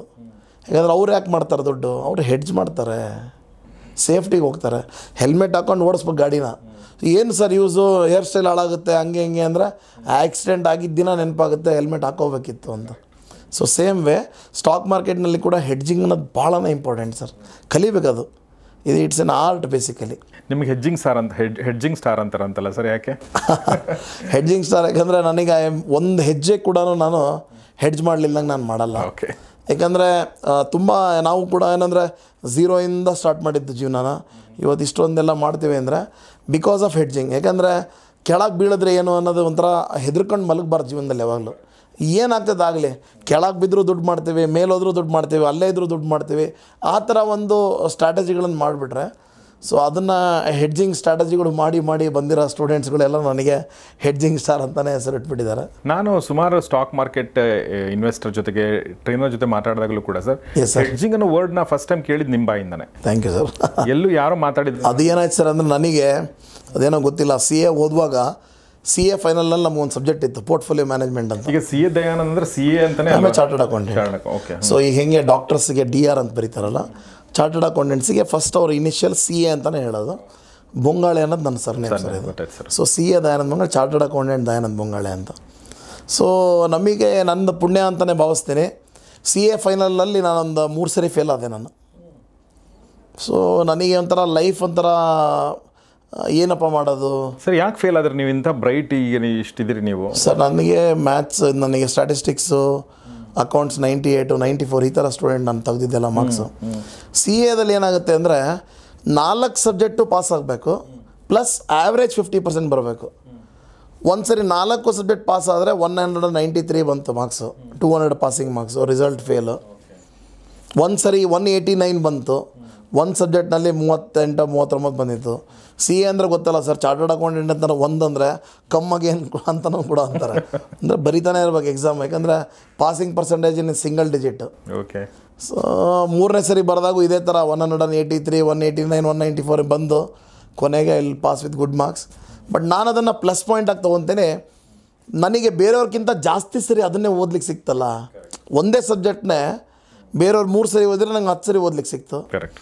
ಸೊ ಕೆಲವೊಂದು ಸರಿ ಶಾಪ ಆಗಿರ್ತಕ್ಕಂಥದ್ದೇ ವರ ಆಗುತ್ತೆ ಅನ್ನೋದಕ್ಕೆ ನನಗೆ ಅನಿಸುತ್ತೆ ಸರ್ ಅದು. ಸೊ ದೇವ್ರದ್ದು ಇತ್ತೆ ನಾನು ಮೋಸ್ಟ್ಲಿ ಕಲಿತು ಹೇಳ್ಕೊಡಪ್ಪ ನೀನು ಎಲ್ಲರಿಗೂ ನಿನ್ನ ಕೆಲಸ ಇದೆ ನಿಂದು ಅಂತ ಇತ್ತೆ ನಾನು ಮೋಸ್ಟ್ಲಿ ಮಾಡೋಕೆ ಹೊರಟಿದ್ದೇನೆ. ನನಗೆ ನಿಮ್ಮ ವ್ಯಕ್ತಿತ್ವದಲ್ಲಿ ಒಂದು ಗುಣ ನಂಗೆ ತುಂಬ ಇಷ್ಟ ಆಗುತ್ತೆ. ಏನಂದರೆ ನೀವು ಯಾರು ಸ್ಟ್ರಗಲ್ ಮಾಡಿರ್ತಾರೆ ಅಥವಾ ಯಾರು ಒಂದು ಸಕ್ಸಸ್ಫುಲ್ ಆಗಿರ್ತಾರೆ ಅಂಥವನ್ನೆಲ್ಲ ನೀವು ಗುರುತಿಸ್ತೀರಾ ಮತ್ತು ಅವ್ರನ್ನ ಎನ್ಕರೇಜ್ ಮಾಡ್ತೀರಾ. ನೀವು ಹೇಳ್ತಿರ್ಬೇಕಾದ್ರೆ ನನಗೆ ಡಾಕ್ಟರ್ ರಮೇಶ್ ನನಗೆ ಬಂದರು, ಅವ್ರದ್ದು ಒಂದು ವಿಡಿಯೋ ಮಾಡಿದ್ದೀನಿ, ನೀನು ಭಾಳಷ್ಟು ಜನ ನೋಡಿ ಅದನ್ನು ಅಪ್ರಿಷಿಯೇಟ್ ಮಾಡಿದ್ದಾರೆ. ಅವ್ರು ಇಂಗ್ಲೀಷಲ್ಲಿ ಫೇಲ್ ಆದವರು ಇಂಗ್ಲೀಷ್ ಕೋಚ್ ಆಗಿದ್ದಾರೆ, ಇಂಟರ್ನ್ಯಾಷನಲಿ ಒಂದು ರೆಕಗ್ನೈಸ್ಡ್ ಕೋಚ್ ಆಗಿದ್ದಾರೆ. ಸರ್ ಇವತ್ತು ನಮ್ಮನ್ನು ಯಾರು ಅಲ್ಲಗೆಳ್ತಾರಲ್ಲ, ಇವನ ಕೈಲಿ ಏನಾಗಲ್ಲ ಹಿಂಗೆ ಅಂತಾರೆ. ಎಲ್ಲರ ಹತ್ರ ಪ್ರತಿಯೊಬ್ಬ ಮನುಷ್ಯನ ಹತ್ರ ಒಂದು ಸ್ಪೆಷಲ್ ಕ್ವಾಲಿಟಿ ಇರುತ್ತೆ. ಅದನ್ನೇನಾರ ಒಂದು ಸ್ವಲ್ಪ ಗುರುತಿಸೋಕ್ಕಾದ್ರೆ ಗುರುತಿಸ್ಬೋದಲ್ಲ ನಾವು ಅನ್ನೋದು ನನ್ನ ಯಾವಾಗಲೂ ಒಂದು ಉದ್ದೇಶ ನನಗೆ. ಮತ್ತು ಸಪೋರ್ಟ್ ಮಾಡಬೇಕು ಅಂತ ಅನ್ಸುತ್ತೆ. ಯಾಕಂದರೆ ಅವ್ರು ಮಾಡಿಬಿಟ್ರೆ ಒಂದು ಸ್ವಲ್ಪ ಪುಷ್ ಕೊಟ್ಬಿಟ್ರೆ ಅವ್ರು ಎಲ್ಲೋ ಹೋಗ್ಬಿಡ್ತಾರೆ. Very true. So Dayanand Bongale sir ನಮಗೂ ಸಪೋರ್ಟ್ ಮಾಡ್ತಾ ಇದ್ದಾರೆ.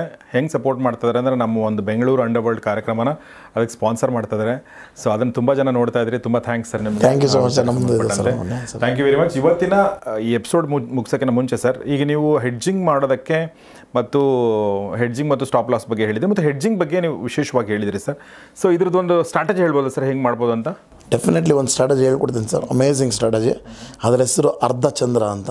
ಆ ಸ್ಟ್ರಾಟಜಿ ಬಗ್ಗೆ ಹೇಳ್ಕೊಡ್ತೀನಿ ಸರ್. ಸರ್ ನೀವು ನಿಮ್ಮ ಮಾತಲ್ಲಿ ಒಂದು ವಿಚಾರ ಬಂತು, ಏನಂತಂದರೆ ಇನ್ವೆಸ್ಟ್ಮೆಂಟ್ ಅನ್ನೋದು ಲಾಂಗ್ ಟರ್ಮ್ ಇದ್ದರೆ ಬೆಟರು ಅನ್ನೋ ಮಾತನ್ನು ತಾವು ಹೇಳಿದ್ರಿ. ನೀವು ಶಾರ್ಟ್ ಟರ್ಮ್ ಇನ್ವೆಸ್ಟ್ಮೆಂಟ್ ಆದಷ್ಟು ಮಾಡಬೇಡಿ ಅನ್ನೋ ಮಾತನ್ನು ಹೇಳಿದ್ರಿ. ಇಂಟ್ರಾಡೇ ಅಂತೂ ನೀವು ಅವಾಯ್ಡ್ ಮಾಡಿ ಅಂತ ಭಾಳ ಸಲ ಹೇಳಿದ್ರಿ. ಆದರೂ ಕೂಡ ಭಾಳಷ್ಟು ಜನ ಯಾರು ಸ್ಟಾಕ್ ಮಾರ್ಕೆಟ್ಗೆ ಎಂಟ್ರಿ ಕೊಡ್ತಾರೆ ಅವರು ಇಂಟ್ರಾಡೇನೆ ಫಸ್ಟು ಹೋಗೋದು ಅದಕ್ಕೆ. ಯಾಕೆಂದರೆ ಇವತ್ತು ಸಂಜೆ ಬೆಳಗ್ಗೆ ಹಾಕಿ ಇವತ್ತು ಸಂಜೆನೇ ಒಂದು 1,000 ರೂಪಾಯಿ ಬರುತ್ತೆ, ಒಂದು 5,000 ಬರುತ್ತೆ ಅಂದರೆ ಅದು ತುಂಬ ಒಂದು ಕಿಕ್ ಕೊಡುತ್ತೆ ಅಲ್ಲ ಸರ್? ಬಟ್ ಆ ಕಿಕ್ ಜೊತೆಗೆ ಒಂದಷ್ಟು ಅದರಲ್ಲಿ ನಾನು ಏನು ಹೇಳ್ತೀನಿ ಸರ್ ಅಂದರೆ, ಈ ಕಿಕ್ ಬರೋದು ಯಾವತ್ತೂ ಮಾಡಬಾರ್ದು ಮಾಡೋದು ಬೇಡ ಅಂದರೆ. ಯಾಕಂದರೆ ಈಗ ಫಾರ್ ಎಕ್ಸಾಂಪಲ್ ಹೇಳಬೇಕು ಅಂದರೆ, ಈಗ money making should be A boring process ಅಂತ ಯಾವಾಗಲೂ. ಅಂದರೆ ಈ ಟ್ರೇಡಿಂಗ್ನಲ್ಲಿ ನಾವು ಬರೀ ಪ್ರಾಫಿಟ್ ಮಾಡೋಕ್ಕೆ ಸಾಧ್ಯ, ವೆಲ್ತ್ ಕ್ರಿಯೇಟ್ ಎಲ್ಲಿ ಮಾಡೋಕ್ಕೆ ಸಾಧ್ಯ ಅಂದರೆ ಲಾಂಗ್ ಟರ್ಮ್ನಲ್ಲಿ ಮಾತ್ರ. ಕರೆಕ್ಟ್. ಸೊ ನಾನು ಹೇಳೋದು, ಒಂದು ಸಂಪತ್ತನ್ನು ಕ್ರಿಯೇಟ್ ಮಾಡಬೇಕು. ಲಾಭ ಮಾಡೋದಕ್ಕಿಂತ ಸಂಪತ್ತು ಕ್ರಿಯೇಟ್ ಮಾಡೋದು ಭಾಳ ಇಂಪಾರ್ಟೆಂಟ್ ಇರ್ತದೆ. ಯಾಕಂದರೆ ದೊಡ್ಡ ಅನ್ಬಿಲಿಯಬಲ್ ಅಮೌಂಟ್ ಮಾಡ್ಬೋದು ಇನ್ವೆಸ್ಟ್ಮೆಂಟ್ನಲ್ಲಿ, ಟ್ರೇಡಿಂಗ್ನಲ್ಲಿ ಪ್ರಾಫಿಟ್ ಮಾಡ್ಬೋದು. ಬಟ್ ಟ್ರೇಡಿಂಗ್ ಮಾಡೋದು ತಪ್ಪು ಅಂತಲ್ಲ, ಅದ್ರ ಬಗ್ಗೆ ನಾನು ಕರೆಕ್ಟಾಗಿ ತಿಳ್ಕೊಂಡು, ಯಾಕಂದರೆ ನಾನಂತೂ ನೋಡೇ ಇಲ್ಲ. ಯಾವಾಗಲೂ ನಾನು ಬೆಳಗ್ಗೆ ಎದ್ದ ತಕ್ಷಣ ಸಾಯಂಕಾಲದೊಳಗೆ ದಿನ ಲಾಭನೇ ಮಾಡ್ತೀನಿ. ನಾನು ಎಲ್ಲ ದಿನಗಳು ನನ್ನ ದಿನಗಳೇ ಅನ್ನೋದು ನಾನು ನೋಡಿಲ್ಲ. ಸೊ ಅದಕ್ಕೋಸ್ಕರ ಆದಷ್ಟು ಮಟ್ಟಿಗೆ ಅವಾಯ್ಡ್ ಮಾಡಿರಿ, ಇಂಟ್ರಾಡೇ ಅವಾಯ್ಡ್ ಮಾಡಿರಿ. ಅಟ್ಲೀಸ್ಟ್ ಒಂದು ಪೊಸಿಷ್ನಲ್ಲೋ ಅಥವಾ ಒಂದು ವೀಕ್ಲಿನೋ ಆ ಥರ ತೊಗೊಂಡ್ರೆ ಒಳ್ಳೆಯದು ಅಂತ ನನಗೆ ಅನ್ಸುತ್ತೆ ಸರ್. ಒಂದು ದಿನ ಹಂಗೆ 5 ಸೆಕೆಂಡಿಗೆ 10 ಸೆಕೆಂಡಿಗೆ ನೋಡ್ತಾರೆ ಕೆಲವೇನು. ಮೊಬೈಲ್ ಬಿಟ್ಟಿರೋಕ್ಕೆ ಆಗಲ್ಲ. 9 ಕಾಲ ಆಯಿತು ಅಂದರೆ ಹಿಂಗೆ 3:30 ತನಕನೂ ಹಿಂಗೆ ಒಂಥರ ಬಿ ಪಿ ಹಿಂಗೆ ಮೇಲೆ ಕೆಳಗೆ ಅದನ್ನು ಮಾಡಬೇಡ್ರಿ. ಹಣ ಮಾಡೋದು ಅಂದರೆ ಸ್ಟ್ರಾಟಜಿಗಳನ್ನು ಯಾವುದೇ ಸ್ಟ್ರಾಟಜಿ ಮಾಡಿದ್ರು ಒಂದು ಸ್ಟ್ರಾಟಜಿ ಮಾಡಿರಿ, ಅದನ್ನು ನಂಬಿ ಬಿಟ್ಬಿಡಿ. ಆಯ್ತಪ್ಪ ಲಾಸ್ ಆಗುತ್ತಾ, ಇಷ್ಟು ಲಾಸ್ ಆಗುತ್ತೆ ಅಂತ ಮೊದಲೇ ಗೊತ್ತಿರಲಿ, ಲಾಭ ಆಗುತ್ತಾ ಇಷ್ಟು ಲಾಭ ಆಗುತ್ತೆ ಅಂತ ಗೊತ್ತಿರಲಿ ಅಂತ ನಾನು ಯಾವಾಗಲೂ ಹೇಳ್ತೀನಿ ಸರ್. ಅದನ್ನು ಸರ್ ಈ ಥರ ಅಂದರೆ ಇಂಟ್ರಾಡೇ ಅಥವಾ ಈ ಥರ ಶಾರ್ಟ್ ಟರ್ಮ್ ಏನು ಮಾಡ್ತಾರೆ ಅಂಥವ್ರಿಗೆ, ಅಂದರೆ ಈಗ ನಾವು ಬೇಡ ಅಂದರೂ ಕೆಲವರು ಮಾಡ್ತಾರೆ ಅಂತ ಅನ್ಕೊಳ್ಳೋಣ ಸರ್.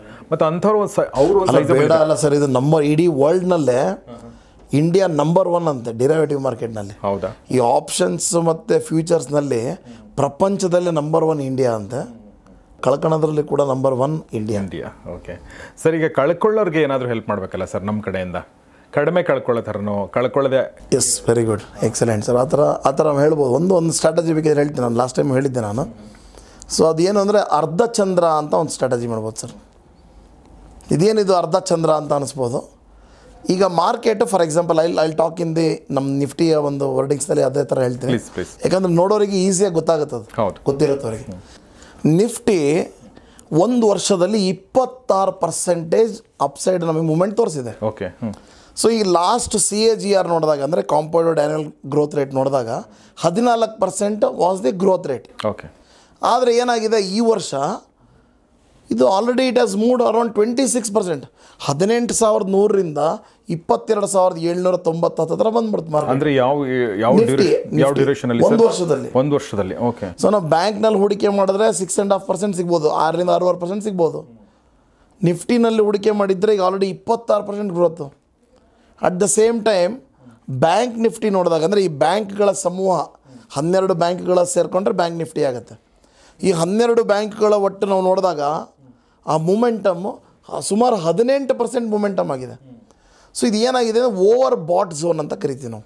ಓಕೆ, ಅಂದರೆ ಸಿಕ್ಕಾಪಟ್ಟೆ ಒಂದೇ ಸರಿಗೆ ಮೇಲೆ ಹೋಗಿರ್ತಕ್ಕಂಥದ್ದು. ಅಂದರೆ ತುಂಬ ಜನ ಖರೀದಿ ಮಾಡಿ ತುಂಬ ಜಾಸ್ತಿ ಸಿಕ್ಕಾಪಟ್ಟೆ. ಇದಕ್ಕೆ ಸಾಕಷ್ಟು ರೀಸನ್ಸ್ ಇದೆ. ಈಗ ಫಾರ್ ಎಕ್ಸಾಂಪಲ್ ಎಲೆಕ್ಷನ್ನಲ್ಲಿ ಒಂದು ಸ್ಟೆಬಿಲಿಟಿ ಬರ್ಬೋದು, ಯಾವುದೇ ಗೌರ್ಮೆಂಟ್ ಬಂದರೂ ಸ್ಟೆಬಿಲಿಟಿ ಬರ್ಬೋದು ಅನ್ನೋದಾಗಿರ್ಬೋದು. ಈಗ ಗ್ಲೋಬಲ್ ಇನ್ಫ್ಲೇಷನ್ ರೇಟ್ ಕಡಿಮೆ ಆಗಿದೆ ಅಂತ ಆಗಿರ್ಬೋದು. ಅಥವಾ ಒಂದೊಂದು ದಿನಕ್ಕೆ 550 ಕೋಟಿಯಷ್ಟು ರೂಪಾಯಿಗಳಷ್ಟು ಒಂದು ದಿನಕ್ಕೆ SIPಗಳು ಬರ್ತಾ ಇರ್ಬೋದು. ಒಂದೇ ಒಂದು ದಿನಕ್ಕೆ ಸರ್, ಒಂದು ದಿನಕ್ಕೆ 550 ಕೋಟಿ ಹೂಡಿಕೆ ಬರ್ತದೆ. ಜನರೆಲ್ಲ ಈಗ 500 ರೂಪಾಯಿ 1000 ರೂಪಾಯಿ SIPಗಳು ಹಾಕ್ತಾರೆ. ಒಂದು ದಿನಕ್ಕೆ 550 crores ಬರ್ತಾಯಿದೆ. ಅದೇ ರೀತಿ 24 hours ಒಂದು ದಿನ ಆಗೋದ್ರಲ್ಲಿ ಸುಮಾರು 75ರಿಂದ 80 ಸಾವಿರ ಜನಗಳು ಹೊಸಬ್ರು ಇನ್ವೆಸ್ಟರ್ಸ್ ಬರ್ತಾಯಿದ್ದಾರೆ. ಅಂದರೆ ನಿಮ್ಮಂಥವ್ರು ಈಗ ಹೊಸೊಬ್ಬರು ಮಾರ್ಕೆಟ್ ಎಂಟ್ರ್ ಆಗಿ ಸ್ಟಾಕ್ ಮಾರ್ಕೆಟಲ್ಲಿ ದುಡ್ಡಿದೆ ಅಂತ ಹಾಕೋಣವ ಅಂತೇಳಿ. ಸೊ ಅವರೇನು ಖಾಲಿ ಕೈಯಿಂದ ಬಂದಿರಲ್ಲ. 10,000 20,000 ಹಾಕಿರ್ತಾರೆ. ಸೊ ಆ ದುಡ್ಡು ಎಲ್ಲಿ ಹೋಗುತ್ತೆ? ಮತ್ತು ಇವೇ ಫಂಡಮೆಂಟಲಿ ಗುಡ್ ಸ್ಟಾಕ್ಸಿಗೆ ಬರುತ್ತೆ.